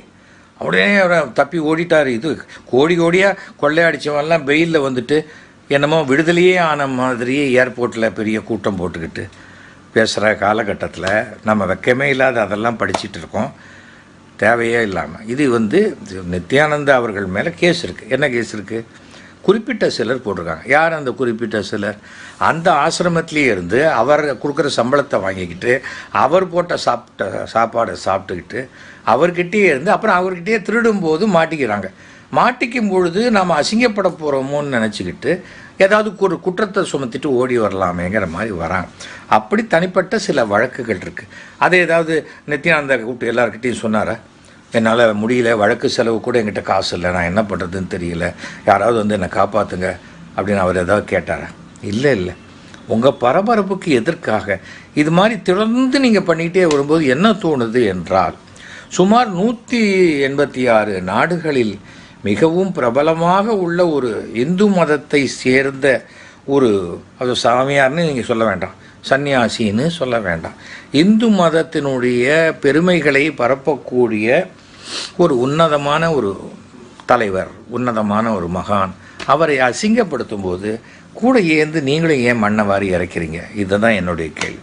சட்டம் தன் கடமையை செய்ய போயிடும். உடனே அவர் தப்பிச்சாரு, பொய் நம்ம அரசாங்கமே வேணும்ட்டு தான் நைஸாக விட்டுட்டாங்க.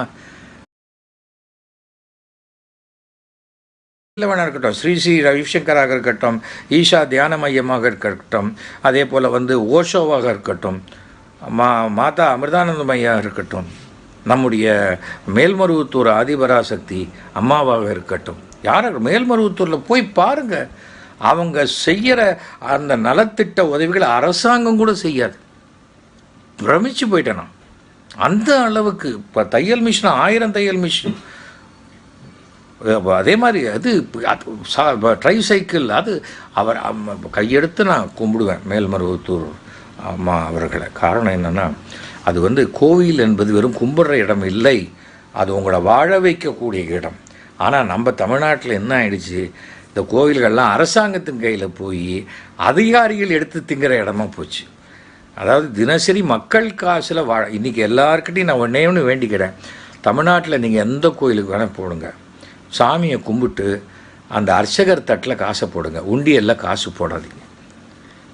அர்ச்சகர் உங்களுக்கு பிடிக்கல, நான் ஏன் அர்ச்சகருக்கு போடணும்? அர்ச்சகர் சம்பளம் தெரியுமா உங்களுக்கு? மாதம் 600 ரூபா. நாங்கள் ஏன் அர்ச்சகர் ஆகலை, நாங்கள் ஏன் அர்ச்சகர் ஆகலன்னு கேட்குறாங்களே. தமிழ்நாட்டில் குப்பை பொறுக்கிறான் பார்த்தீங்களா, அவனுக்கு மாதம் 12,000 ரூபா சம்பளம். அர்ச்சகருக்கு 600 ரூபா சம்பளத்தை கொடுத்துட்டு அந்த நிர்வாகிகள் எல்லாம் காரில் போகிறாங்க, ஏசி ஹாலில் வச்சுக்கிறாங்க, அப்புறம் முந்திரி பொக்கோட தான் அவங்களுக்கு சாப்பிடுவாங்க மீட்டிங் போட்டால். கோவில் துட்டு தானே, சிவன் சொத்து குல நாசம். அதனால தான் அறநிலையத்துறையில் இருந்தால் கூட ஜெயிலுக்கு போக வேண்டிய சூழ்நிலை வருதுன்னா கடவுள் அனுப்புகிறார் உன்னை ஜெயிலுக்கு. சில சமயம் பொன் மாணிக்கவேல் வழியாக அனுப்புவார், சில சமயம் இந்த வேலை திருடிட்டா அந்த திருச்செந்தூர் வேலை திருடினவனை யாரை திருச்செந்தூர் முருகன்னு போட்ட லாரியே அடிச்சிருச்சு. அது மாதிரி இறைவன் எதை செய்யணுமோ தெய்வம் நின்று கொள்ளும், அது நடக்கும். எனக்கு நம்பிக்கை இருக்குது. நம்ம காசு இல்லாதது எதுவுமே சிவன் சொத்து தான். ரோட்டில் பாம்பு கடந்தால் எடுத்து பேக்கெட்டில் வச்சுப்பீங்களா, பர்ஸு கடந்தால் எடுத்து வச்சுக்கிறீங்களே, அதைத்தான் சொல்கிறாங்க. அதே போல் உங்களுக்கு சொல்லணும் சுமாராக, இது பாருங்கள் 2.5 லட்சம் காப்பி இந்த மாதிரி புக்கு விற்றுருக்கு. 2.5 லட்சம் காப்பி. இது நான் சொல்கிறது 10 வருஷத்துக்கு முன்னாடி 2.5 லட்சம் காப்பி விற்று, அதற்கு பிறகு இது வரைக்கும் 10 லட்சம் காப்பிக்கு மேலே விற்கப்பட்டிருக்கு. எத்தனை பக்கம் தெரியுமா? 860 பக்கம், 780 பக்கம் இருக்குது. இந்த அட்டையில் இந்த இவருடைய அட்டையை எடுத்துருங்க. உங்களுக்கு இவரை பிடிக்கலையா, அட்டையை எடுத்துருங்க, உள்ளே இருக்கிற விஷயத்தை படித்து பாருங்கள், நல்லா இருக்கா இல்லையா. அப்புறம் எதற்காக ஒருத்தர் எல்லா கண்டமேனிக்கு எதிர்க்கிறீங்க? அதுதான் எனக்கு கேள்வி. இதை பார்க்க இப்போ இங்கே பாருங்கள், சாங்ஸ் ஆஃப் எட்டர்னிட்டி இந்த புக்கு பார்த்தீங்கன்னா தூக்கவே முடியல நமக்கு. இந்த புக்கை பற்றி, அவங்க செய்யக்கூடிய சேவைகளை பற்றி, உலக நாடுகளில் அவங்க எங்கெல்லாம் பண்ணிகிட்ருக்காங்க. நான் என்ன சொல்கிறேன், இந்து மதத்திலிருந்து மற்ற மதத்துக்கு மாற்றுறாங்களேன்னு கத்துறீங்களே. 186 நாடுகளில் எத்தனையோ வேறு மதத்தில் இருக்கிறவங்கெல்லாம் நான் இந்து மதத்தை நம்பி வரேன், நான் இவரை நம்பி வரேன்னு சொன்னால் உங்களுக்கு என்ன கோவம்? உங்களை என்ன பண்ணார் அவர்? இப்போ நான் எனக்கு என்ன மாதம் அவர் பணம் அனுப்புகிறாரா? ஆனால் எனக்கு என்னென்னா, நானும் ஒரு தீவிரமான இந்து மத கொள்கைகளை பின்பற்றுறேன். ஏன்னா ஒரு முஸ்லீம் நாட்டுக்கு வர சொல்லும்போது இந்த விபூதியும் குங்குமம் இருந்தால் உன்னை உள்ள விட மாட்டான்னாங்க. நான் அந்த நாட்டுக்கு வர விருப்பப்படவில்லைன்னு சொன்னேன். நான் என்னுடைய அடையாளத்தை அழித்து கொண்டு இன்னொரு ஊரில் போய் ஒரு காசுக்காக நான் ஏன் போனோம்? எனக்கு கடவுள் கொடுக்கணும்னா கொடுக்குற தெய்வம் கூரையை பித்து கொண்டு கொடுக்குமாங்க. இதை பார்க்குற எத்தனையோ பேர் இருக்கீங்க. ஐயோ இந்து மதத்துக்காக நீங்கள் பேசுகிறீங்கண்ணே, உங்கள் ட்ரஸ்ட்டுக்கு என்ன பணம் வேணுமோ நான் அனுப்புகிறேன் அப்படின்னா அனுப்புங்க. அது 80G இருக்குது, FCRA இருக்குது, ஃபாரின் கான்ட்ரிபியூஷன் ரெகுலேஷன் ஆக்ட்லேயும் வச்சுருக்கேன். திருட்டுத்தனமாக பணம் வாங்கி நான் ஒன்றும் பண்ண போகிறதில்ல. அதனால் நாம் நல்லது செய்கிறோம். நல்லது செய்யும்போது உங்களுக்கு எல்லாருமே நீங்கள் நான் இதெல்லாம் சொல்லி சுவாமி நித்யானந்த ஆசிரமத்துக்கு வந்துருங்க, பீடதி ஆசிரமத்தில் ஜாயின் பண்ணிக்கங்க சொல்லலை. இங்கே அவர் மேலே கம்ப்ளைண்ட் பண்ணி அவர் மேலே கேஸை போட்டு அவர் மேலே குற்றத்தை சுமத்துறவங்க எல்லாருமே அவர் கூடவே இருந்து அவர்கிட்டேருந்து சம்பாதிச்சு அவருக்கே தெரியாத திருட்டுத்தனம் பண்ணும்போது மாட்டிக்கும் பொழுது அந்த மாட்டிக்கிட்டேன் ஐயா இனிமேல் செய்ய மாட்டேன் ஏன்னு சொல்லணும். நித்யானந்தா அவர்கள் யாரை பார்த்தாலும் அந்த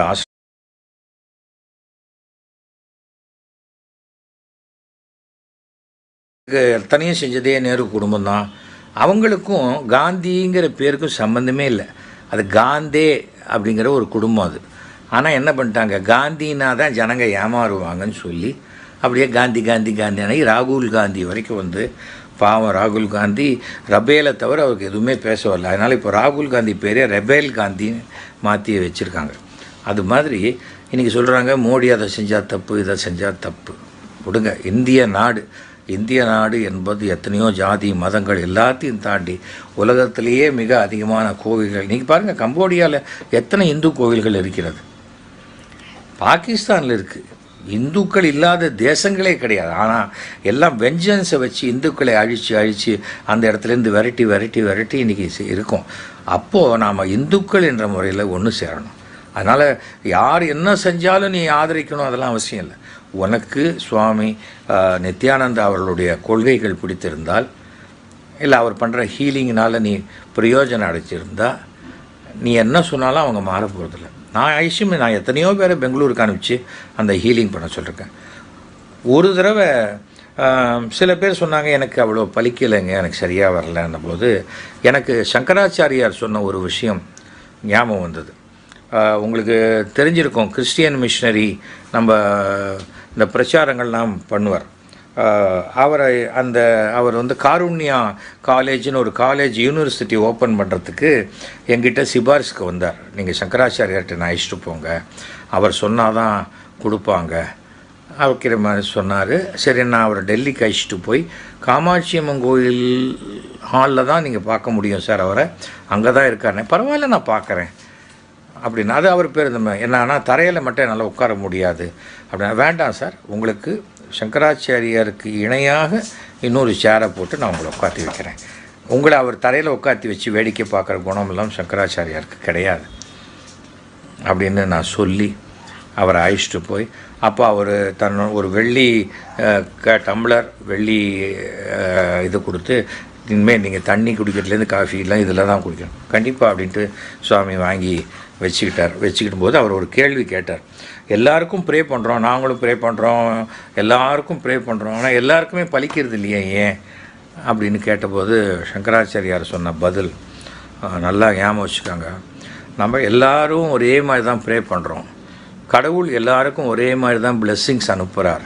அதை வாங்கிக்கிறவனுடைய உடம்பு அது ஒரு காப்பர் மாதிரியோ இருந்ததுனாக்க, மெட்டல் மாதிரி இருந்தால் அப்படியே உள்ளே வாங்கிக்கும்.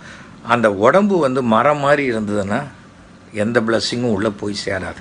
அப்படின்னா எதுக்காக சொல்கிறோம்? இன்றைக்கி வருதான் நான் வந்து முட்டை சாப்பிட்றதில்ல, இந்த மாதம் நாங்கள் நான்வெஜிடேரியன் சாப்பிட்றதில்ல எத்தனை பேர் இருக்காங்க? ஏன்னா உள்ளம் மாத்திரம் தூய்மையாக இருந்தால் போகாது, உடம்பும் நல்லா இருக்கணுங்கிறதுக்காக பண்ணுறது. அந்த உடம்பு சரியில்லாத உடம்பே ஒரு கோயில் ஏன் சொல்கிறாங்க? அதுதான் அந்த ஒரு விஷயத்தை நம்ம புரிஞ்சுக்கணும். சில பேருக்கு பலிக்கலை என்றால் அதை தாண்டி அவங்க கர்மா வேலை செய்யுது, அவ்வளோதான்.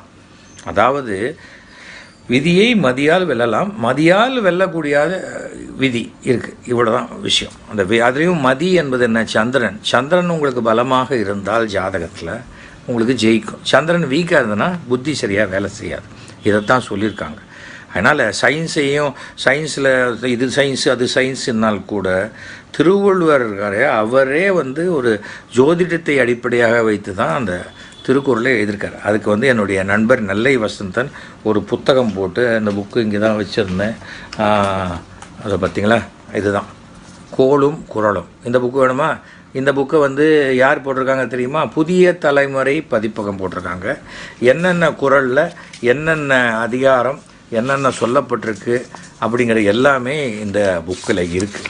இதை நீங்கள் பார்த்தாலே தெரியும், அந்த அளவுக்கு இந்த புக்கு இருக்குது. ஸோ இது வேணும்னாலும் எனக்கு சொல்லுங்கள்.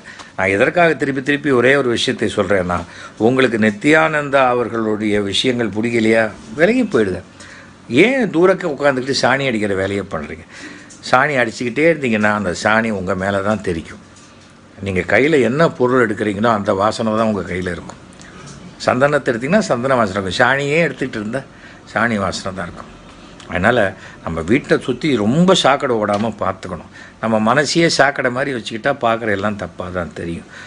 அந்த ஒரு விஷயந்தானே தவிர, நான் வந்து இந்து மதத்தில் நம்பிக்கை கொண்டவன். அதே சமயத்தில் எல்லா கோயிலுக்கும் போவேன், பார்சாதி கோயிலுக்கும் போவேன், கபாலி கோயிலுக்கும் போவேன், வேளாங்கண்ணி மாதா கோயிலுக்கும் போவேன், நாகூர் தர்காவுக்கும் போவேன். ஆனால் என்னுடைய கடவுள் இந்து கடவுள், என்னுடைய குருநாதர் சுகபிரம்ம மகரிஷி. அவ்வளோதான். இதில் என்ன இருக்குது? ரொம்ப சிம்பிளாக்கிக்கங்க, காம்ப்ளிகேட் பண்ணிக்காதீங்க. அடுத்தவனை கெட்டவன்னு சொல்கிறதுனால நீங்கள் நல்லவனாயிட முடியாது. நித்யானந்தா அவர்கள் சட்டத்தின்படி குற்றமற்றவரா இல்லையாங்கிறத அவர் பார்த்துப்பார். நீங்கள் கவலைப்பட வேண்டிய அவசியமே கிடையாது. எல்லாரும் அப்படியே குதிக்கிறீங்க. எத்தனையோ பேர் கற்பழிப்பு குற்றத்தெல்லாம் மாட்டிக்கிட்டு இன்றைக்கும் அவன் பிரியாணியை சாப்பிட்டுட்டு உட்காந்துருக்கிறான். பாகிஸ்தான்லேருந்து இங்கே வந்து அத்தனை பேரை கொண்டுட்டு அவன் 75 நாளோ 100 நாளுக்கு அப்புறம் பிரியாணி சாப்பிட்டு அப்புறம் தான் அவனை தூக்கில் போட்டாங்க கசாப்பை. நம்ம சரி செய்ய வேண்டிய விஷயங்கள் எவ்வளவோ இருக்குது. இது மன நிம்மதிக்காக ஒவ்வொருத்தர் செல்லக்கூடிய இடம். அதில் அவர்களுக்கு எங்கே மன நிம்மதி கிடைக்குதோ அதை நீங்கள் டிஸ்கஸ் பண்ணாதீங்க. இது எப்படின்னா கற்பூர வாசனை மாதிரி. கற்பூர வாசனையை காட்டுன்னா காட்ட முடியாது. அது நாம் நுகர்ந்து பார்க்க வேண்டிய விஷயம். உணர வேண்டிய விஷயத்தை காட்டுனா காட்ட முடியாது. அதனால தான் சொல்கிறாங்க, கழுதைக்கு தெரியுமா கற்பூர வாசனை அப்படிங்கிறதான். இதுதான் நான் சுருக்கமாக இந்த பார்ட் 2 ஏன்னா ரொம்ப பெருசாக இருந்ததுனால இந்த பார்ட் 2வாக சொல்லியிருக்கேன். சுவாமி நித்யானந்தா அனைத்து பிரச்சனைகளிலிருந்தும் வெளியில் வரணும் என்று அவரை விட வயதில் மூத்தவன் என்ற முறையில் நான் கடவுளை வேண்டிக் கொள்கிறேன். இந்து மதத்துக்கு அவர் செய்யக்கூடிய தொண்டு மிக மிக பிரம்மாண்டமான ஒரு விஷயம். அதில் அவர் ஒரு அடி கூட பின்வாங்காமல் இருக்கணும். ஸோ அவர் கைலாஷ்ங்கிற நாடு ஆரம்பிக்க போகிறேன்னு சொல்லியிருக்காரு. சரி, எல்லாம் ஃபைனலைஸ் பண்ணி எனக்கு ஏதாவது ஒரு பிரைம் மினிஸ்டர் போஸ்ட் கொடுத்தா நான் வேணால் வந்துட்டு போகிறேன், அவ்வளோதான் சொல்ல முடியும். ஆனால் அப்பவும் வந்துட்டு தான் போக முடியும். ஏன்னா எனக்கு ஃபேமிலி, குழந்தைங்க, பேரன் பேத்தி எல்லாம் இருக்கிறதுனால டப்புன்னு எல்லாத்தையும் விட்டுட்டு வர முடியாது. இந்த ட்ரெஸ்ஸு வேணால் போடலாமே ஒழிய நான் ஒரு சராசரியான இந்த டிசம்பர் மாதம் 26ஆம் தேதி என்னுடைய பிறந்த நாள்ங்கிறத நிறைய பேர் முன்னாடியே வாழ்த்துக்கள் சொன்னீங்க. வாழ்த்துக்கள் சொன்னவங்களுக்கு என்னுடைய மனமார்ந்த நன்றி. இந்த 27ஆம் தேதி தான் நான் என்னுடைய 69 வயதை முடித்து 70வது வயதில் அடியெடுத்து வைக்கிறேன். ஸோ என்னை விட வயதில் பெரியவர்களுடைய ஆசிகளும் என்னை விட சிறியவர்களுக்கு என்னுடைய ஆசிகளும் உரித்தாக வேண்டும் என்று எல்லாம் வல்ல இறைவனை நான் வேண்டிக் கொள்கிறேன். நம்ம மனசை சுத்தமாக வச்சுருப்போம், பார்க்குற எல்லா விஷயமும் சுத்தமாக தெரியும். ஸோ இதான் நான் சொல்லிக்கிறேன். ஆஸ் யூஷுவல் மறுபடியும் இந்த முதல் லைன் ஃபஸ்ட் ரீடில் போகிறோம். லைக் பண்ணுங்கள், ஷேர் பண்ணுங்கள், சப்ஸ்கிரைப் பண்ணுங்கள். ஓகேயா? மீண்டும் அதுக்கு முன்னாடி சின்ன விஷயம், நேற்றுக்கு என்னுடைய நான் பேசிய அந்த விஷயங்களை அந்த டேப்பை சுவாமி நித்யானந்தாவுடைய வெப்சைட்டில் போட்டாங்களாம். இதை பல லட்சக்கணக்கான மக்கள் உலகம் முழுக்க பார்த்துருக்காங்க.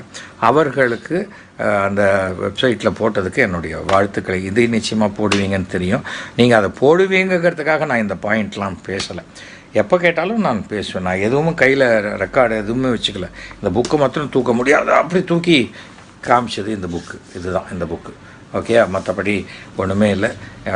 இந்த வரக்கூடிய கிறிஸ்மஸ் நல்வாழ்த்துக்கள், புத்தாண்டு நல்வாழ்த்துக்களையும் எல்லாருக்கும் தெரிவித்துக் கொள்கிறேன். மீண்டும் சொல்கிறேன், லைக் பண்ணுங்கள், ஷேர் பண்ணுங்கள், சப்ஸ்கிரைப் பண்ணுங்கள். SVS50 TV. ஓகே, மறுபடியும் சந்திப்போம். நன்றி, வணக்கம்.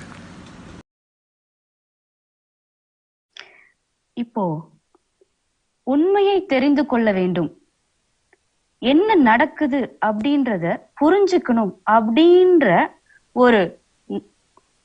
ஒரு அமைதியான ஒரு ஓப்பன் மைண்டோட ஒரு விஷயத்தை அணுகணும் அப்படின்னா நமக்கு தெளிவா 2 பக்கமும் நமக்கு என்ன நடக்குதுன்றத பார்க்க முடியும். அப்படி இல்லாம நமக்கு எந்த செய்திகள் திரும்ப திரும்ப திரும்ப சொல்லப்படுதோ, பம்பார்ட் பண்ணப்படுதோ, அதை வைத்து மட்டும் நம்ம ஒரு விஷயத்த நம்ம பார்த்தோம்னா நிச்சயமாக உண்மையை மிஸ் பண்ணிடுவோம். இப்போ உண்மையில என்ன நடக்குது? மனித நிலையிலிருந்து இறை நிலைக்கு இந்த மொத்த மனித குலத்தையுமே உயர்த்தணும் அப்படின்ற ஒரு நோக்கத்துக்காக அவதாரம் எடுத்திருக்கின்ற பகவான் நித்யானந்த பரமசிவம் அவர்களுடைய அந்த நோக்கம், இதுவரை அவர்கள் ஆற்றியிருக்கின்ற அந்த பங்களிப்புகள், இதையெல்லாம் பார்த்தோம் அப்படின்னா எந்த அளவுக்கு ஒரு தனிப்பட்ட ஒரு மனிதராக, தனிப்பட்ட ஒரு சங்கமாக இந்த மொத்த உலகத்துக்கும் பயனாற்றிருக்கு, பங்களிச்சிருக்கு அப்படின்றத பார்க்க முடியும்.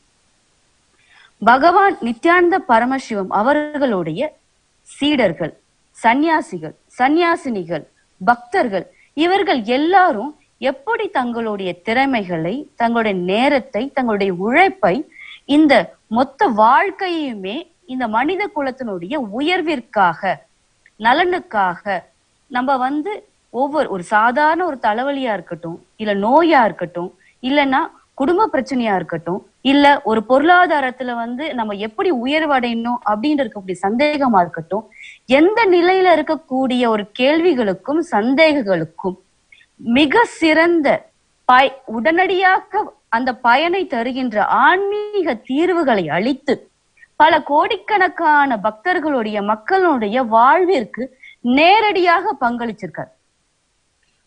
அந்த பங்களித்த குருநாதரையும் தாக்குகிறார்கள். அதற்கு உறுதுணையாக இருக்கின்ற பக்தர்கள், சந்நியாசிகள், ஆதீனங்கள் இதையும் தாக்குகிறார்கள். இவர்களுடைய இந்த ஒரு நோக்கம் என்ன அப்படின்னா, மக்கள் வந்து யோசிக்க கூடாது, மக்கள் வந்து தங்களுடைய அந்த நிலையை உயர்த்தி கொள்ளக்கூடாது. அவர்கள் யோசிக்க ஆரம்பிச்சாங்க அப்படின்னா தங்களுடைய நோக்கம், அந்த சுயநலம் அப்படின்றது வெளிப்பட்டு விடும். அப்படின்ற ஒரே காரணத்துக்காக தான் யார் யாரெல்லாம் மக்களுடைய அந்த உணர்வு நிலையை, விழிப்புணர்வு நிலையை உயர்த்துகிறார்களோ அவர்கள் எல்லாரையும் அந்த எதிர்மறையாக இருக்கின்ற அந்த மொத்த பேரும் சேர்ந்து கூட்டமாக சேர்ந்து தாக்குகிறார்கள். இப்ப ஐயா எஸ் வி சேகர் ஐயா வந்து பாத்தீங்கன்னாக்க எவ்வளவு ஒரு ஓப்பனா இங்க அவர் வந்து பார்த்த விஷயங்கள், அவர் அனுபவித்த விஷயங்களை வந்து எல்லா அந்த நெகட்டிவான கமெண்ட்ஸ், அபியூசிவான அந்த கமெண்ட்ஸ் இதெல்லாம் தாண்டி மீண்டும் ஒரு முறை இந்த வீடியோ வந்து பதிவு செய்திருக்கார். இதுக்கு வந்து நிஜமாலுமே ஒரு கட்ஸ் வேணும்.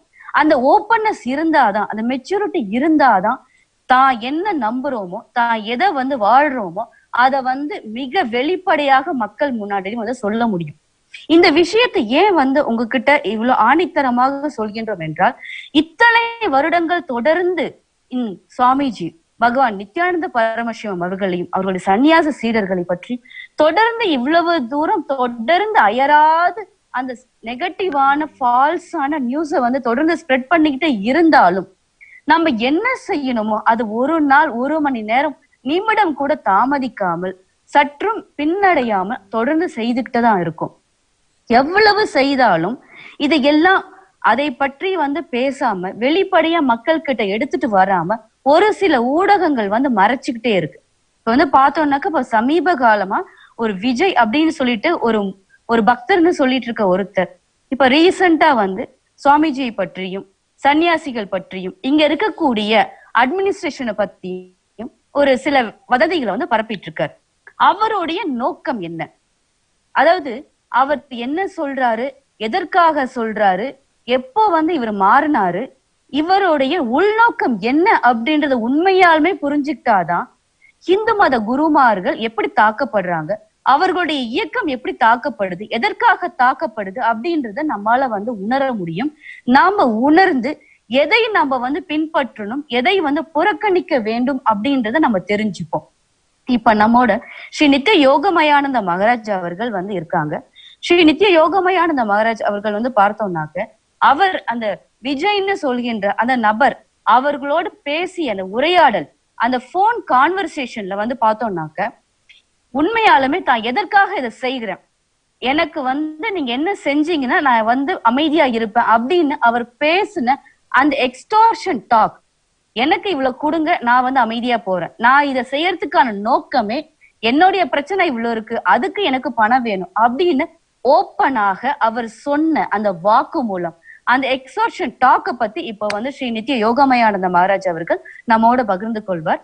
அந்த நேரடியான அந்த கான்வர்சேஷனையும் அதை வந்து நம்ம உங்க எல்லாருக்கிட்டையும் வந்து ஷேர் பண்ணும். இப்ப வந்து அதனுடைய பின்னணியை பற்றி மிக தெளிவாக ஸ்ரீ நித்திய யோகமயானந்த மகாராஜ் அவர்கள் பேச இருக்கிறார்.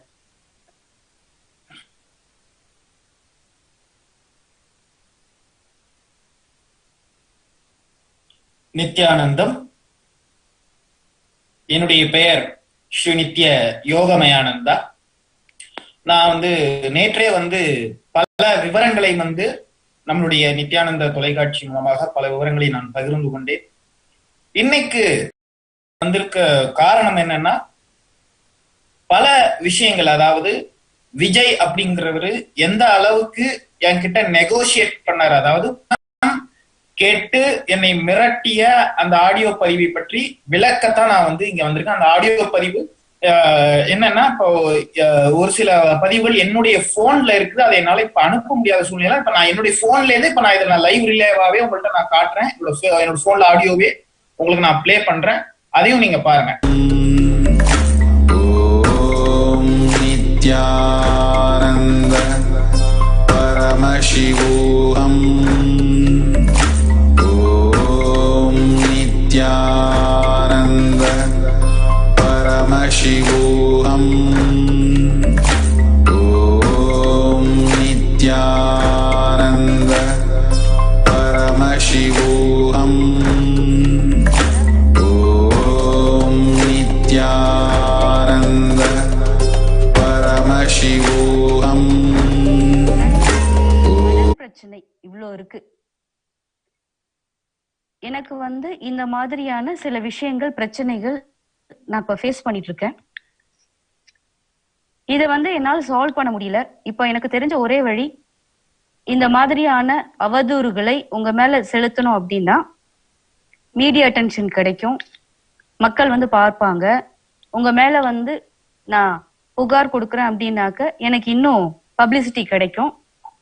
நான் இதெல்லாம் தொடர்ந்து செய்யாம இருக்கணும் அப்படின்னா எனக்கு இத்தனை லட்சம் நீங்க கொடுக்கணும் அப்படின்னு சொல்லிட்டு நேரடியாக அவர் பேரம் பேசிய எக்ஸ்டார்ஷன், அந்த பேரம் பேசிய அந்த ஆடியோ பதிவு தான் இப்ப யோகா மயானந்த மகாராஜ் அவர்கள் இப்போ வெளியிடுறதா இருந்தது. அந்த ஆடியோ பதிவை இப்போ திரும்ப யோகா மயானந்த மகாராஜ் அவர்களை பிளே பண்ண சொல்லுவோம்.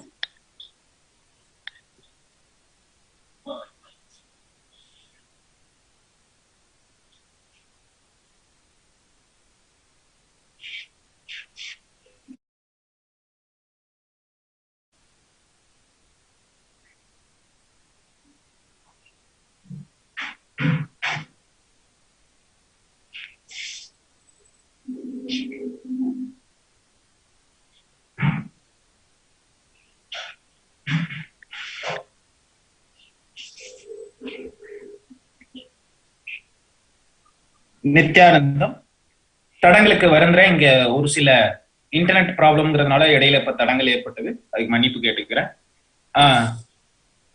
அதாவது என்ன நடந்தது அப்படின்னு நான் ஒரு முறை விளக்கிறேன். அந்த பையன் எனக்கு கால் பண்றான். கால் பண்ணி ஒரு மிகப்பெரிய அமௌண்ட்டை ஒரு கோடு வேடா கேட்கிறான். மருத்துவ செலவு, அப்புறம் அதுக்கு கோர்ட் ஃபீஸ் அப்படிங்கிற மாதிரி ஒரு கோடு வேடா பெரிய அளவுல அமௌண்ட் கேட்டு, அதுக்கு பிறகு நான் கேட்கிறேன், என்ன பணம் கேட்கறீங்களா அப்படின்னு கேட்கிறேன். ஆமாம், எனக்கு பணம் தான் தேவைப்படுது. அதுவும் இல்லாம இந்த பணத்தை நீங்கள் எனக்கு கொடுத்துட்டா நான் மீடியா முன்னாடி மீண்டும் சென்று நான் சொன்னது அனைத்தும் பொய், நான் சொல்றது எல்லாமே பொய் அப்படின்னு நான் சொல்றேன். அதுவும் இல்லாம அவர் ஏற்கனவே சொன்னதெல்லாம் பொய். சொன்னது மட்டும் அல்லாமல் இப்ப என்ன சொல்றாரு, மீண்டும் நான் இதை மீடியா முன்பு சென்று நான் சொன்னது அனைத்தும் பொய், நீங்க என்ன சொல்றீங்களோ நான் அது போல சொல்றேன் அப்படின்ற மாதிரி என்கிட்ட சொல்றாரு. சொல்லிட்டு அதுவும் இல்லாம இன்னொன்னு சொல்றாரு, மிகப்பெரிய அளவுல இதுவும் இல்லாம நீங்க என்கிட்ட பணம் கொடுத்தீங்கன்னா நான் மீடியா முன்னாடி போல, ஆனா எனக்கு மீடியாவுக்கு போறதுக்கு எனக்கு பல பேர் எனக்கு பணம் தராங்க, அந்த பணம் அவங்க கொடுத்தாங்கன்னா நான் போய் சொல்றேன், நீங்க கொடுத்தீங்கன்னா நான் சொல்லாம இருக்கேன் அப்படிங்கிற மாதிரி என்கிட்ட சொல்றாரு. அதுவும் இல்லாம அவரே ஒரு இடத்துல வார்த்தை விடுறாரு, நான் ஒரு டாக்டரோடு இருந்த அந்த வீடியோவை அவங்க நீங்க வெளியிடுவீங்க அப்படிங்கிறது எனக்கு தெரியும், நான் பல தவறுகள் செஞ்சிருக்கேன், அதை நீங்க இப்ப வெளியிடுவீங்கன்னு எனக்கு தெரியும் அப்படின்னு அவரே ஒத்துக்கிறாரு. அவர் செய்த தவறை அவரே ஒத்துக்கிறாரு. அது பாத்தீங்கன்னா அவர் சொன்னாரு நேத்து ஒரு வீடியோல, ஒரு யூடியூப் ஒரு வீடியோல சொன்னாரு, என்னன்னா ஆசிரம சைடுல என்னை மிரட்டி வாக்குமூலம் வாங்கினதா சொன்னாரு. ஆனா உண்மையிலே பாத்தீங்கன்னா இந்த ஆடியோல அவரே அந்த வார்த்தையை விடுறாரு, நான் டாக்டரோட தவறாக இருந்த அந்த வீடியோ பதிவை அவங்க வெளியிடுவாங்க, அந்த ஆதாரத்தை வெளியிடுவாங்க அப்படின்னு அவரே சொல்றாரு. இதுல இருந்தே தெரிந்து கொள்ளலாம் அவர் எந்த அளவுக்கு பொய் சொல்றாரு அப்படிங்கிறது. பணம் எனக்கு கொடுத்துட்டா நீங்க பணம் கொடுக்க ஒத்துக்கொண்டால் நீங்கள் சொல்வதை நான் செய்கிறேன் அப்படின்னு வெளிப்படையாக என்னிடம் பேசியிருக்கிறாரு. இப்போ நான் இப்ப என்னன்னா என்னுடைய போன்ல நான் அந்த வீடியோவை நான் பிளே பண்ணி காட்டுறேன். என்னுடைய போன் சற்று கொஞ்சம் ப்ராப்ளமா இருக்கிறதுனால என்னுடைய ஆடியோவை நமது நித்யானந்தா டிவிக்கு என்னால அனுப்ப முடியவில்லை. அதனால இப்ப என்னுடைய போன்லயே பிளே பண்ணி காட்டுறேன், நீங்க அதை நல்ல சத்தமாகவே கேட்கும், அதை முழுதாக நீங்களே கேட்கலாம். ஒரு நிமிடம் லைன்ல இருங்க.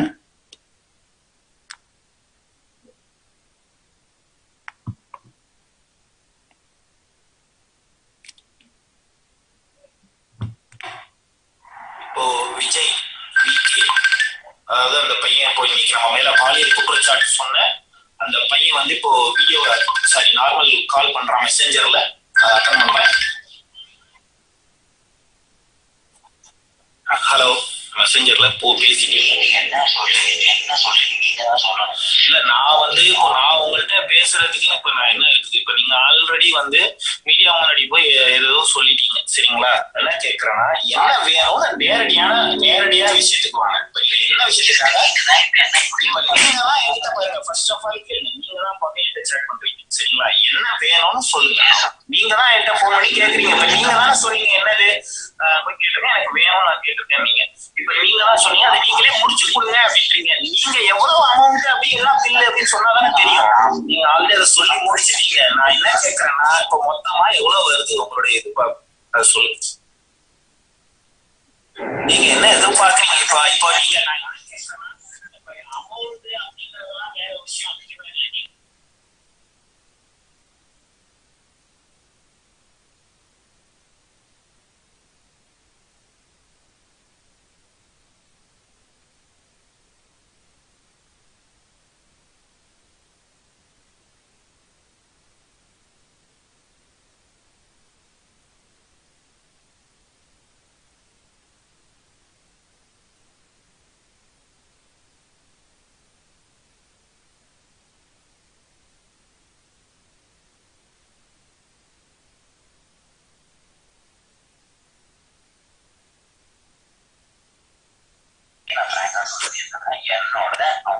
மன்னிக்க வேண்டுகிறேன். மீண்டும் என்னுடைய தடங்களுக்கு வருந்துகிறேன். இங்க பக்கத்துல மிகப்பெரிய ட்ரில்லிங் ஓட்டுறதுனால பேச முடியல. ஒரு சில நிமிடங்கள் மீண்டும் அதை பிளே பண்றேன்.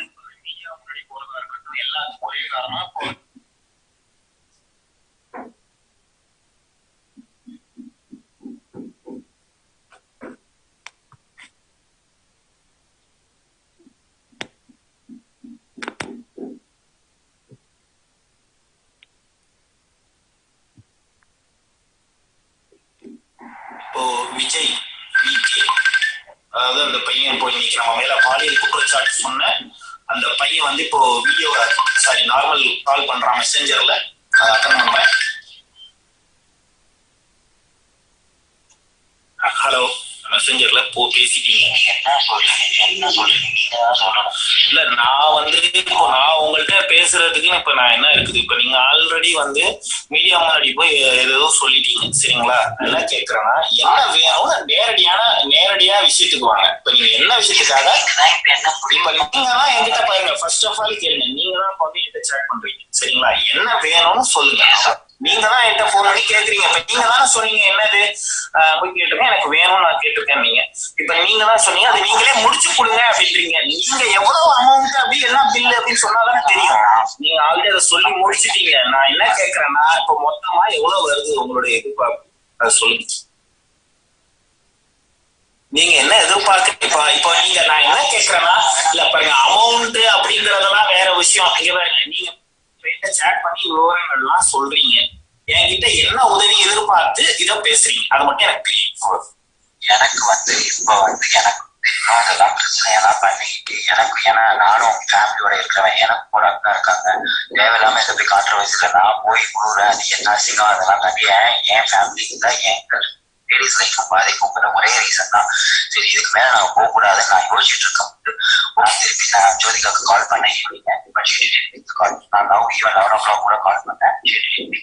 ஏன்னா அவங்க கூப்பிட இருக்கு, நீங்க பேசுங்க, இதெல்லாம் போய் இது மாதிரி ஏதாவது அசிக்கப்படாதீங்க. அதனால இப்பயே நான் ஃப்ராங்கா சொல்றது என்னன்னா என்னோட அவங்க எனக்கு நான் மட்டும் ஒதுக்கி போயிட்டே இருப்பேன். இதுக்கு ஆசிரமத்துல நான் கால் பண்ண சரி. இப்போ நான் ஒண்ணுதான் நான் உங்கள்கிட்ட கேட்கறேன். இப்போ இருங்க, இப்போ நீங்க வந்து இப்போ இந்த மீடியா முன்னாடி போறதா இருக்கட்டும் எல்லாத்துக்கும் ஒரே காரணம் இப்போ உங்களுக்கு தேவையான பணத்தை கொடுத்தா அப்ப இதெல்லாம் நிறுத்திடுவீங்க இல்லையா? அதுதான் நான் கேட்கறேன். எனக்கு இதுக்கப்புறம் எனக்கு என்னங்க இருக்கு, எனக்கும் அவருக்கு தான் சம்பந்தப்பட்ட. சரிங்க, இப்ப நீங்க எதிர்பார்க்கறது இது மட்டும் தான் இல்லையா? இப்ப நீங்க வந்து ஓகேங்க, இப்ப நான் இதுதான் நீங்க இப்ப எதிர்பார்க்கறீங்க. ஆமா அதை முடிச்சா நான் ஏங்க வர போறேன், எனக்கு இதுக்கு சம்பந்தம் எனக்கு அக்கௌண்ட் டீஆக்டிவேட் பண்ணிட்டு இப்போ சரி, இப்ப நாங்க சரிங்க அதெல்லாம் இருக்கட்டும். சரி நான் வந்து இப்ப நான் எடுத்துட்டு போறேன், அடுத்து வேற விஷயம். சரி இப்ப நீங்க இப்ப செஞ்சுட்டீங்களே, ஆல்ரெடி போய் மீடியா முன்னாடி பேசிட்டீங்களே. நானா சொல்றேன், நான் அவங்கள்ட்டே போய் நான் வேணா நான் ஸ்டேட் பண்ணிட்டீங்க, அப்ப எனக்கு நீங்க இதை கன்ஃபார்ம் பண்ணிட்டு சொல்லுங்க, ஓகேவா? அப்படின்னா நீங்க என்ன செய்ய சொல்றீங்களோ அதை மீடியா பின்னாடி நான் ஒத்துக்கிறேன், ஓகேவா? இல்ல நான் சொல்லி தந்து பேசணும்லாம் நீங்க ஒண்ணும் இல்லைங்க. நோட்டை முடிச்சு வைக்கும்போது நான் எங்க சாமிக்கு ரீசார்ஜ் பண்ணா நான் அப்ப எப்படி இது பண்ணுவோம்? நானே நான் நீங்க என்ன சொல்றீங்களா அதெல்லாம் இல்ல நானே, அதாவது இங்க பாருங்க, நான் தான் தெளிவா சொல்றேன்ல, நீங்க ரெக்கார்டே பண்ணாலும் சரி இல்ல சரிங்களா, நான் தான் சொல்லிட்டேன். எனக்கு ஆசிரமத்தை முடிச்சு கொடுக்குறாங்கன்னா நான் ஸ்ட்ரெயிட்டா நானே திருப்பி அகேன்ஸ்ட் மீடியாலே வந்து, ஓகேவா, நீங்க என்ன மாதிரி ஸ்டேட்மெண்ட் சொல்றீங்களோ கொடுத்து நான் கொடுத்தது தப்புன்னு வேணாலும் நான் பகிரங்கமா சொல்லிட்டு ஏன் பொய்ன்னு கூட நான் சொல்லிக்கிறேன். பொய்ன்னு நான் சொல்லிக்கிறேன். சாட்லாம் அவங்க என்ன வேணா போட்டுக்கிட்டோம், ஓகேவா? அவங்க வந்து ஆக்சுவலி நான் கொடுத்தது ஒண்ணு, வரும்போது வந்தது ஒண்ணு. நான் அதனால அந்த மீடியா என்னோட திருப்பி நைட் வந்தாங்க. ஐ set okay I can't give more அப்படிங்கிற மாதிரி ஸ்டாப் பண்ணிருக்கேன். எனக்கு டைம் கொடுத்தானே, ஓகேவா? நாளைக்கு சரி எனக்கு நான் சிம்பிளா சொல்றேங்க, என்னோடதுக்கு நீங்க எனக்கு வந்து ரைட் டு ஃபினிஷ் எப்ப நீங்க எனக்கு கமிட்மெண்டா இதுக்கு என்ன பதில் சொல்றீங்கன்னு சொல்லுங்க. அந்த டைம் நீங்க என்ன கேட்கல அதை நான் ஒத்துக்கிறேன் கமிட்மெண்டா, ஓகேவா? நீங்க என்ன கமிட்மெண்ட் கேட்டா நான் கொடுத்துறேன். ஆனா என்னோடது இப்ப இல்லங்க, ஆனா இன்னைக்கு நீங்க பேசுனதுக்கு என்ன எனக்கு ஒண்ணும் புரியல. அதான் நான் சொல்லிட்டேன் இல்லைங்க, நானே திருப்பி மீடியாவுக்கு நான் போக ரெடிட்டேன். என்னன்னு சொல்ல போறீங்க? இது போயிட்டு இப்ப இந்த மாதிரி சொல்லிட்டு இந்த மாதிரி என்னன்னு சொல்லுவீங்க? பாருங்க, நீங்க அதை ஒத்துக்கோங்க. என்னவோ அதை நான் சொல்லி, ஓகேவா? உங்களுக்கு என்ன இது அவதூறு இருக்க கூடாதுங்கிறது தானே? அவதூறு இருக்க கூடாதுன்னுலாம் இல்லைங்க. நீங்க என்ன பேச போறீங்க? நீங்க என்னமோ பேசி முடிச்சிட்டீங்க ஆல்ரெடி. பல ஏதோ ஒரு எத்தனை நிமிஷம் பேசுறீங்கன்னு தெரியல, பேசிருக்கீங்க, என்னென்னமோ பேசிருக்கீங்க. இப்ப அது உண்மை அப்படின்னா நீங்க முதல்ல பேசுறீங்க. இப்ப இதுவும் உண்மை அப்படின்னு என்ன பேசுவீங்க? எந்த ரீதியாவது என்னுடைய பிரச்சனையை முடிக்கணும், அவ்வளவுதான். அது நீங்க முடிச்சாலும் சரி. என்ன இப்ப என்ன பணம் வாங்கிக்கணும் அப்படின்னு சொல்லியிருக்காங்க. டேரக்டாவே உள்ள போய் பேசியாச்சு. இதுதான் ஹையர் லெவல்ல பண்றது. இது மட்டும் எனக்கு பண்ணித்தரேன் இருக்காங்க. அதனாலதான் எனக்கு போனது. அது உங்க மூலியமே முடிச்சா நான் யாருக்கிட்டையும் போகாம நானே முடிச்சேன். எனக்கு அவ்வளவுதான். எனக்கு என்ன நீ யாரும் தப்பா பேசுறேன்னா நானும் யாரையும் தப்பா பேசுவேன்னா, என் ஃபேமிலி என்னோட தவறாகுன்னா நானும் யாரையும் தப்பேன். ஏன்னா இது இப்படியே முடியறதுன்னு எனக்கு தெரியும். நான் இதெல்லாம் யோசிக்காம ஒண்ணு நான் வீடியோ பண்ணல. ஏன்னா நான் வந்து இந்த மாதிரி ஒண்ணு டிவியில போட்டாக்க நீங்க என்ன அடுத்த ஆசிரமத்தை போடுவாங்கன்றது எனக்கு தெரியும். என்னை பத்தி போடுறதுக்கு கண்டிப்பா அந்த டாக்டர், அதாவது நான் கொடுத்த ஸ்டேட்மெண்ட் அதையும் நான் மீடியால சொல்லியிருக்கேன். நான் பண்ண சில தவறுகளை அவங்க வெளியிடுவாங்க அப்படின்னு சொல்லி தான் நான் சொல்லிட்டு அவங்க அதெல்லாம் கட் பண்ணிட்டு தான் போட்டுருக்காங்க. சோ அதனால இது வந்து போட்டுக்கிட்டே இருந்தா நீங்க என்ன போட்டீங்கன்னா நான் திருப்பி அடுத்து ஒண்ணு போடுவேன். மாறி மாதிரி நடக்கும். எனக்கு அதெல்லாம் ஏன் பிரச்சனை முடியுமா? ஏன்னா நான் இங்க வந்து உங்க கூட சண்டை போட்டுட்டு இருக்கேன். I am not in sitting in AC room doing all bank balance. நான் கிடையாது. என் பிரச்சனை எனக்கு முடியணும். சோ முடிக்கிறதுக்கு ட்ரை பண்ணுங்க. எனக்கு எப்ப நீங்க என்ன பதில் சொல்றீங்கன்னு சொன்னா எனக்கு நாளைக்கு வந்து வசதி ஏற்படும். நாளைக்கு இன்னைக்குமே அவசரப்பட்டு போயிட்டோமோன்ற ஒரு திருஷ்டி ஃபீலிங் நானா வந்து இது பேசுறது அவ்வளவுதான். சரிங்க, வேற ஏதாவது இருக்கா? நன்றி, தேங்க்யூ. தேங்க்யூ.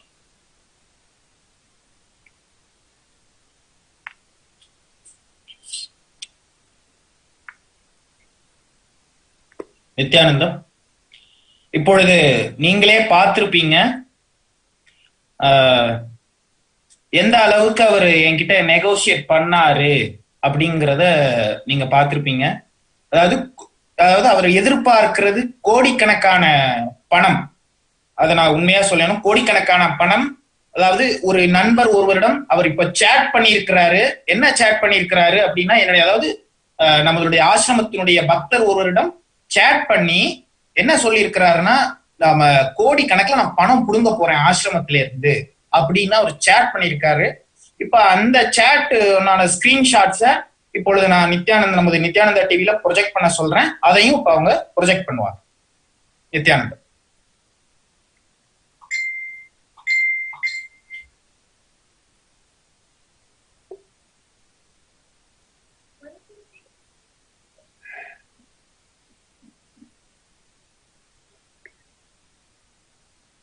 இப்போ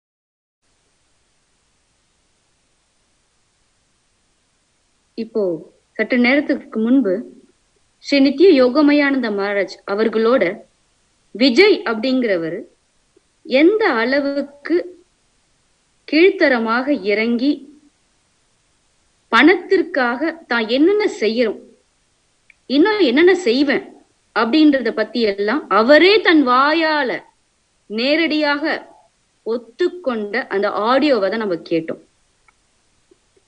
இந்த அளவுக்கு ஏன் ஒருத்தர் செயல்படணும்?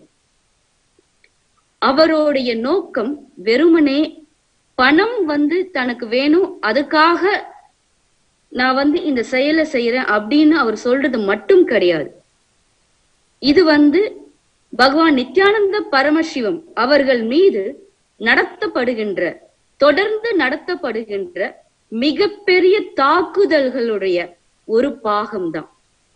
ஒரு சாதாரண ஒரு நபர் தனக்கு ஒரு சில வருடங்கள் பகவான் நித்யானந்த பரமசிவம் அவர்கள் தெரியும், அவருடைய பக்தர் நானு அப்படின்ற ஒரு சின்ன அறிமுகத்தை பயன்படுத்திக்கிட்டு தன்னுடைய சுயநலத்துக்காக எந்த அளவுக்கு ஒரு சங்கத்தையும் ஒரு குருவையும் எவ்வளவு தூரம் இவ்வளவு கீழ்த்தரமாக இறங்கி அவதூறு செய்யறாங்க அப்படின்றத நாம இவ்வளவு ஆதாரபூர்வமாக சொல்றோம். ஏன் சொல்றோம் அப்படின்னா, இதுதான் இன்றைய இந்து மதத்திற்கும் இந்து மத குருமார்களுக்கும் இதை வாழுகின்ற சந்நியாசிகளுடைய நிதர்சனமான நிலை.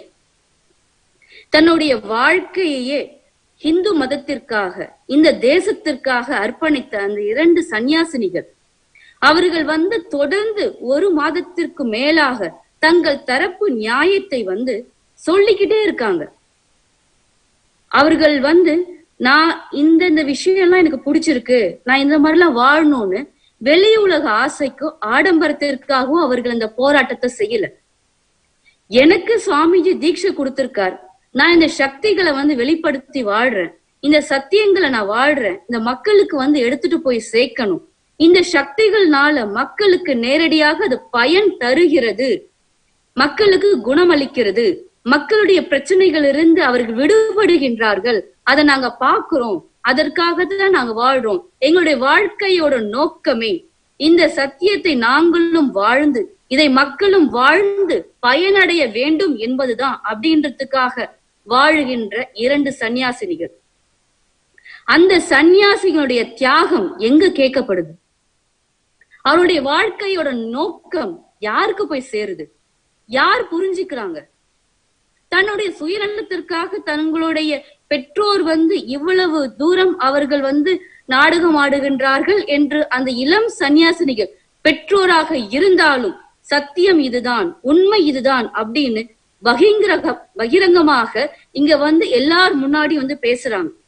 ஆனா ஊடகங்கள் இத பத்தி பேசுறாங்களா? கிடையாது.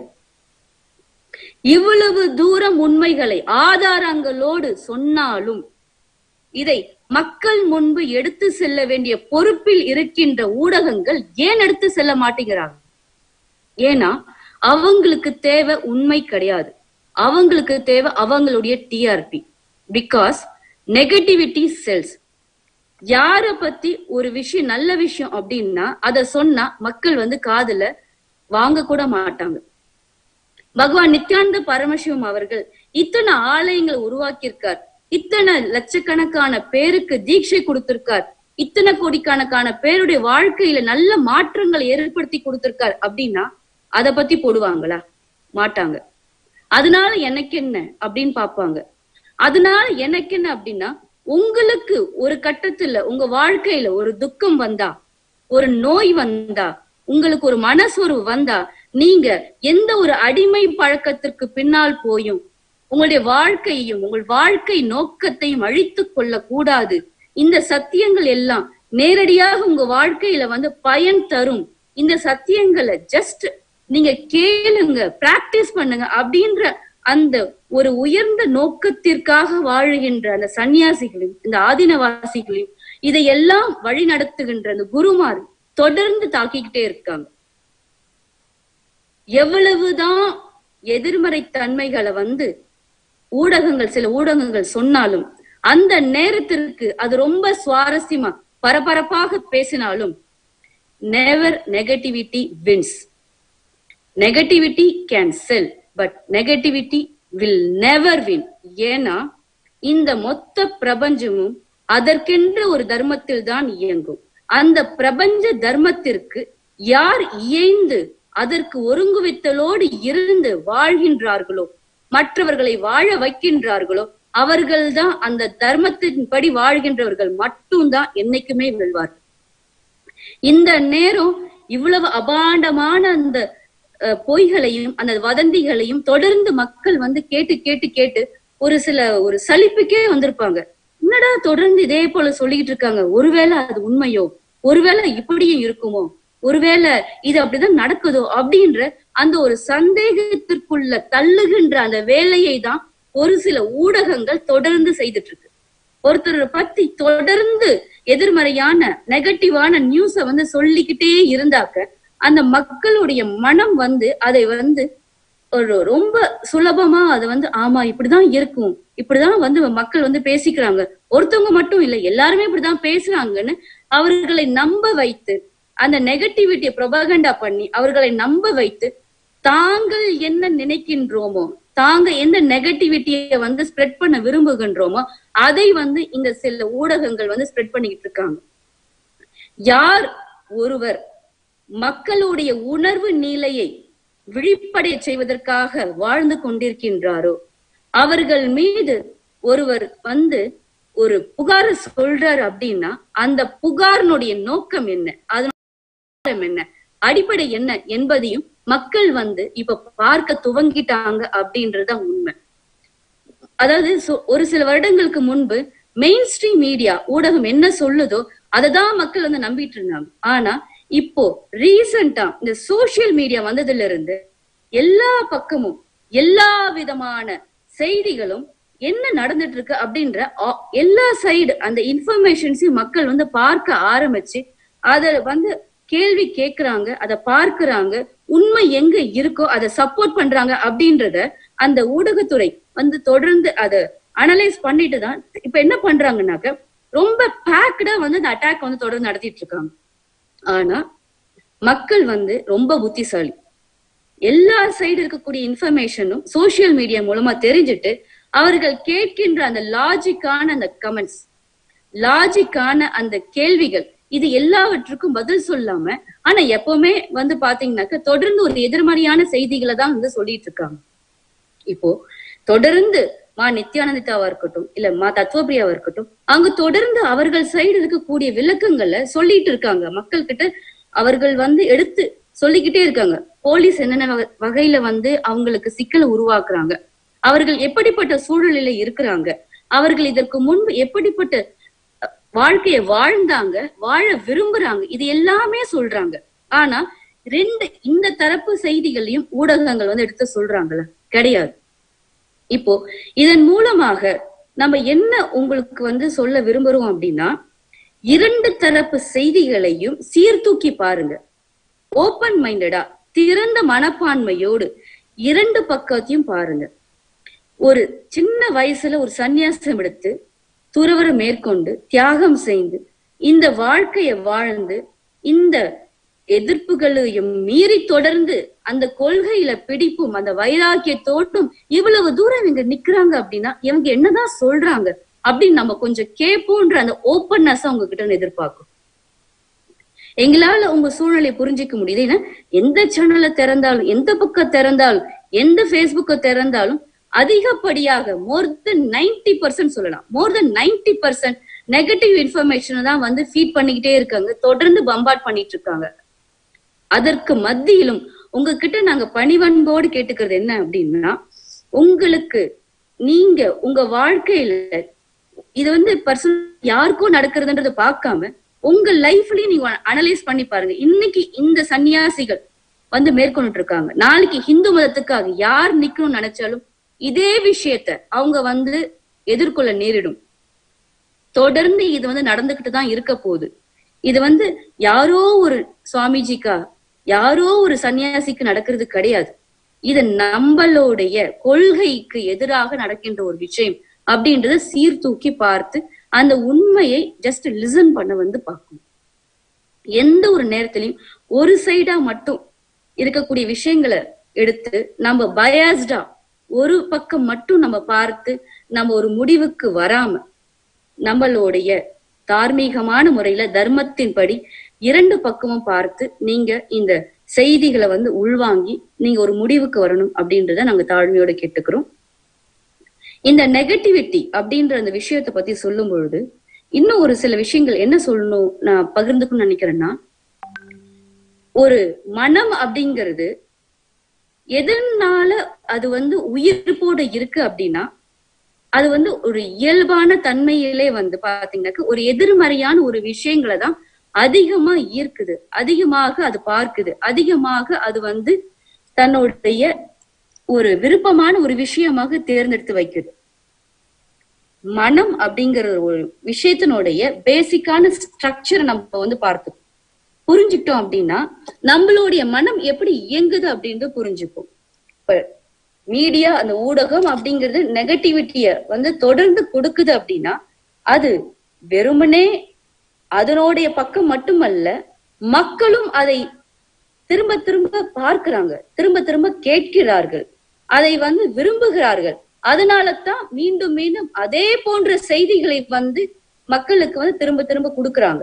இப்போ இந்த ஒரு நெகட்டிவிட்டி அப்படின்ற ஒரு விஷயம் நம்ம வாழ்க்கையில இருந்து முற்றிலும் நீங்க வேண்டும் அப்படின்னா நம்மளுடைய மனம் அந்த நெகட்டிவிட்டிய ரசிக்கிறதையும், நம்மளுடைய மனம் அந்த நெகட்டிவிட்டிய தேடி சென்று அந்த இன்ஃபர்மேஷனை கலெக்ட் பண்ணி செரிஷ் பண்றதையும் நம்ம முதல்ல நிறுத்தணும்.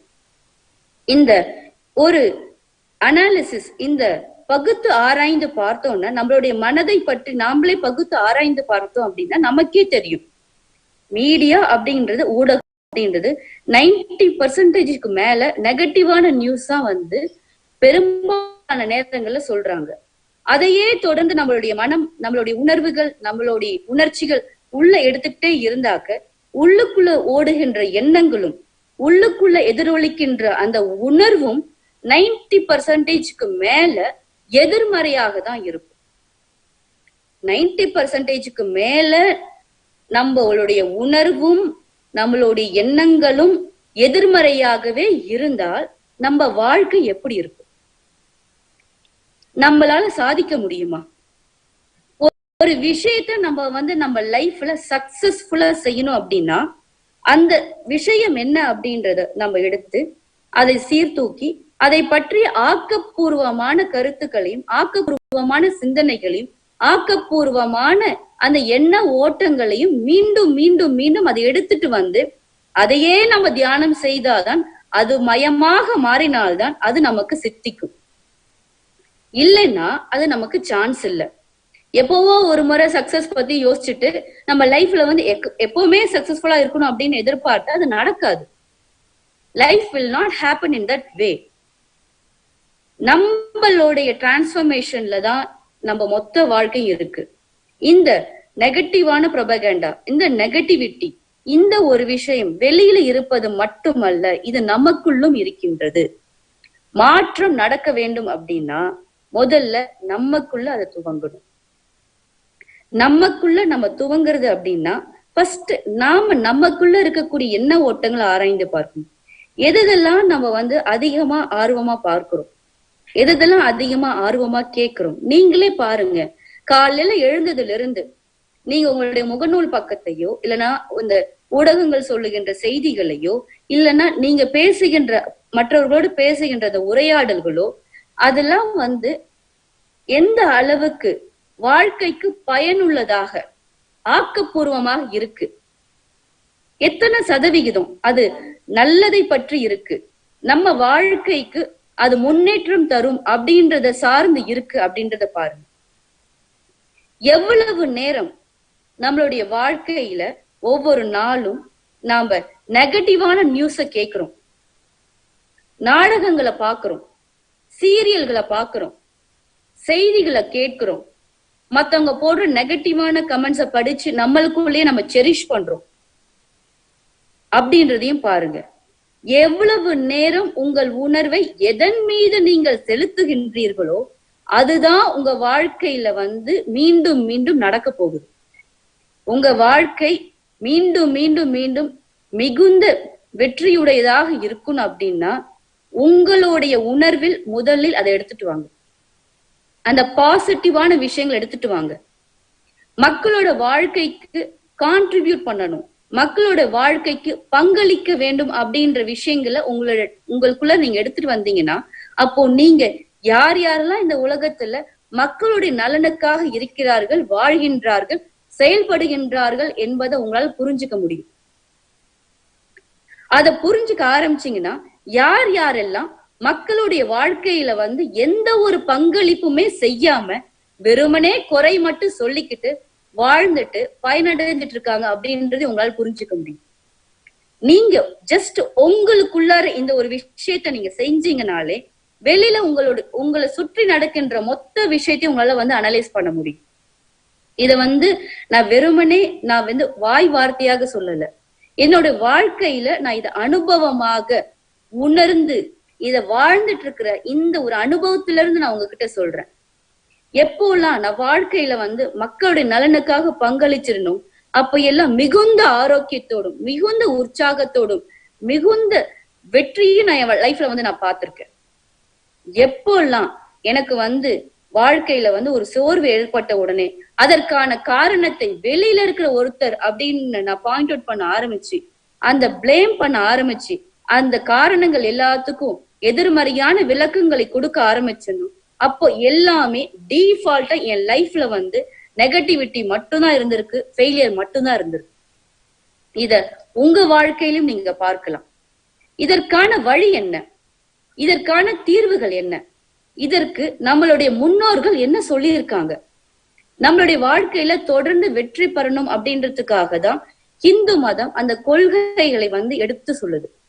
அத நம்ம வாழ்க்கையில நடைமுறைப்படுத்துறதுக்காக தான் குருமார்கள் வாழ்ந்துட்டு இருக்காங்க. அதற்கான எளிமுறையான வாழ்க்கை முறைகளாக லைஃப் ஸ்டைலாக வந்து நமக்கு வடிவமைச்சு கொடுத்திருக்காங்க. காலையில எழுந்த உடனே பிரம்ம முகூர்த்தத்துல எழுந்த உடனே நீம் ஜூஸ் குடிச்சு டர்மரிக் ஜூஸ் குடிச்சு யோகா செஞ்சு பூஜை செஞ்சு அந்த வாழ்க்கையையும் உணர்வையும் உயர்த்துகின்ற அந்த நேர்மறையான அந்த ஒருங்குவித்தலுக்கு எடுத்து வருகின்ற அந்த வாழ்க்கை முறையையும் நமக்கு தந்து இதை எல்லாமே வந்து வாழ வச்சிட்டு இருக்காங்க. சுவாமிஜி வந்து பகவான் நித்யானந்த பரமசிவம் அவர்கள் வந்து இந்த ஆதீனங்கள் மூலமாக ஸ்ரீ கைலாசத்தின் மூலமாக உலகம் உள்ள அத்தனை பேருக்கு யார் யாரெல்லாம் இதெல்லாம் வந்து விருப்பப்படுறாங்க அத்தனை பேருக்கு தந்துட்டு இருக்காங்க. கோடிக்கணக்கான பேர் வந்து பலனடைஞ்சிட்டு இருக்கும். எதற்காக இதை வந்து சொல்றோம் அப்படின்னாக்க ஒரு ஆஸ்பெக்டாவது நீங்க உங்க வாழ்க்கையில வந்து நீங்க எடுத்து அதை உங்கள் வாழ்க்கையில நீங்க வந்து அதை அப்ளை பண்ணினீங்கன்னா அதனுடைய பலன்களை நீங்க புரிந்து கொண்டீர்கள் என்றால் நீங்க நிச்சயமாக உங்களால இந்த நெகட்டிவான ப்ரொபகண்டால இருந்து உங்களை வந்து விடுபடுத்தி கொண்டு உங்களை வந்து லிபரேட் பண்ணிட்டு உங்க வாழ்க்கையோடைய வெற்றிக்காக மட்டும் போக்கஸ் பண்ணி வாழ்ந்து மிகப்பெரிய வெற்றியை அடைய முடியும் அப்படின்றதுக்காக சொல்றேன். இந்த ஒரு சத்தியங்கள் வந்து உங்க வாழ்க்கையில நீங்க ஜஸ்ட் நீங்க பிராக்டிஸ் பண்ணி பாருங்க.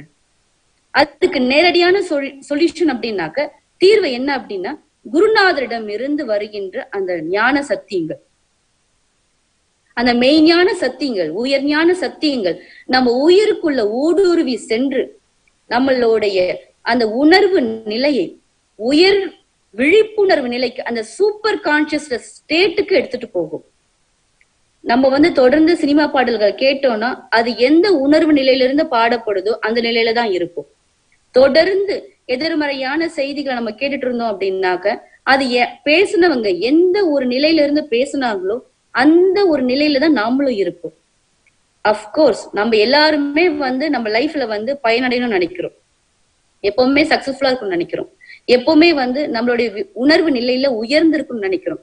சோ நம்ம எல்லாருக்குமே சக்சஸ் வேணும் நம்ம விரும்புறதுனால நினைக்கிறதுனால உங்களுக்கான டைரக்டான சொல்யூஷனாக நாங்க வாழ்கின்ற அனுபவத்துல இருந்து சொல்றோம். நேரடியாக பகவான் ஸ்ரீ நித்யானந்த பரமசிவம் அவர்கள் சொல்லுகின்ற அந்த சத்தியங்களை கேளுங்க, ஓப்பன்னஸோடு கேளுங்க. ஜஸ்ட் கேட்க ஆரம்பிச்சீங்கனாலே அந்த உயர் நிலையில இருந்து வருகின்ற அந்த வார்த்தைகள் உங்களுடைய உயிருக்குள் சென்று உங்களுக்குள்ள என்ன மாற்றங்களை, என்ன ஒரு நல்ல விதமான உணர்வு மாற்றங்களை வந்து நடத்தணுமோ அது நிச்சயமாக நடத்தும். நீங்க ஒரு இது வரைக்கும் நீங்க ஃபாலோ பண்ணாம இருந்திருக்கலாம், இது வரைக்கும் நீங்க கேட்காம இருந்திருக்கலாம். ஆனா ஜஸ்ட் ஒரு ட்ரை தான் பண்ணி பாருங்க.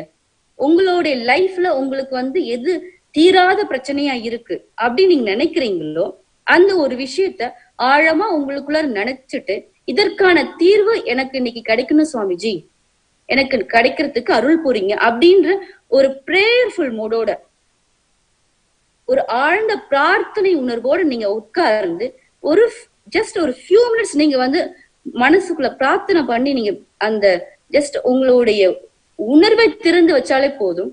அந்த சத்சங்கத்துல வந்து பாத்தீங்கன்னாக்க பகவான் நித்யானந்த பரமசிவம் அவர்கள் மிக தெளிவாக உங்களுடைய பிரச்சனை என்னவோ அத வார்த்தை மாறாம அதை சொல்லி அதற்கான தீர்வுகளையும் சொல்வார்.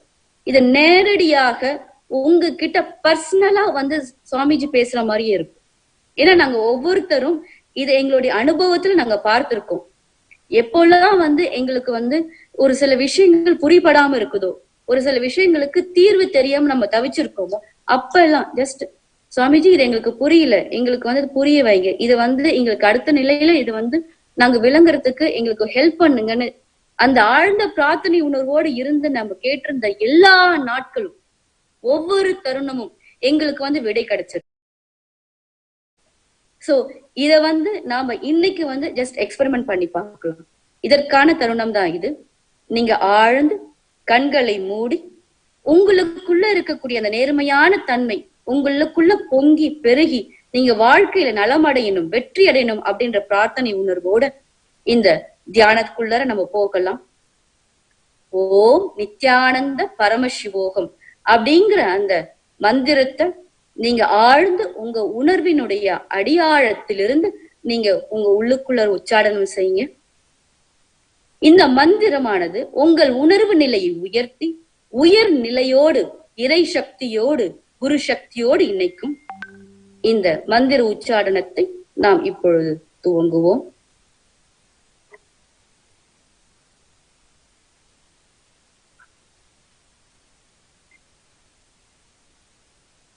பரமசிவோகம்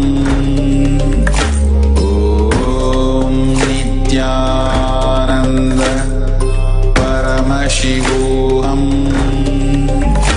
ஓம் நித்யானந்த பரமசிவோ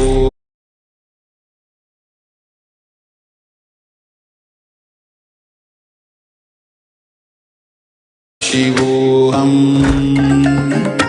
ஓம் நித்யானந்த பரமசிவோகம் ஓம் நித்யானந்த பரமசிவோகம் ஓம் நித்யானந்த பரமசிவோகம் ஓம் நித்யானந்த பரமசிவோகம் ஓம் நித்யானந்த பரமசிவோகம் ஓம் நித்யானந்த பரமசிவோகம் ஓம்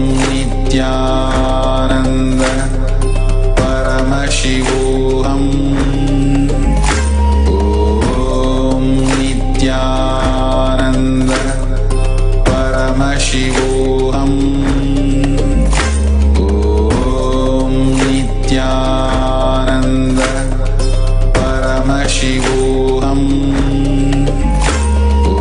ஓம் நித்யானந்த பரமசிவோகம் ஓம் நித்யானந்த பரமசிவோகம் ஓம் நித்யானந்த பரமசிவோகம் ஓம் நித்யானந்த பரமசிவோகம் ஓம் நித்யானந்த பரமசிவோகம் ஓம் நித்யா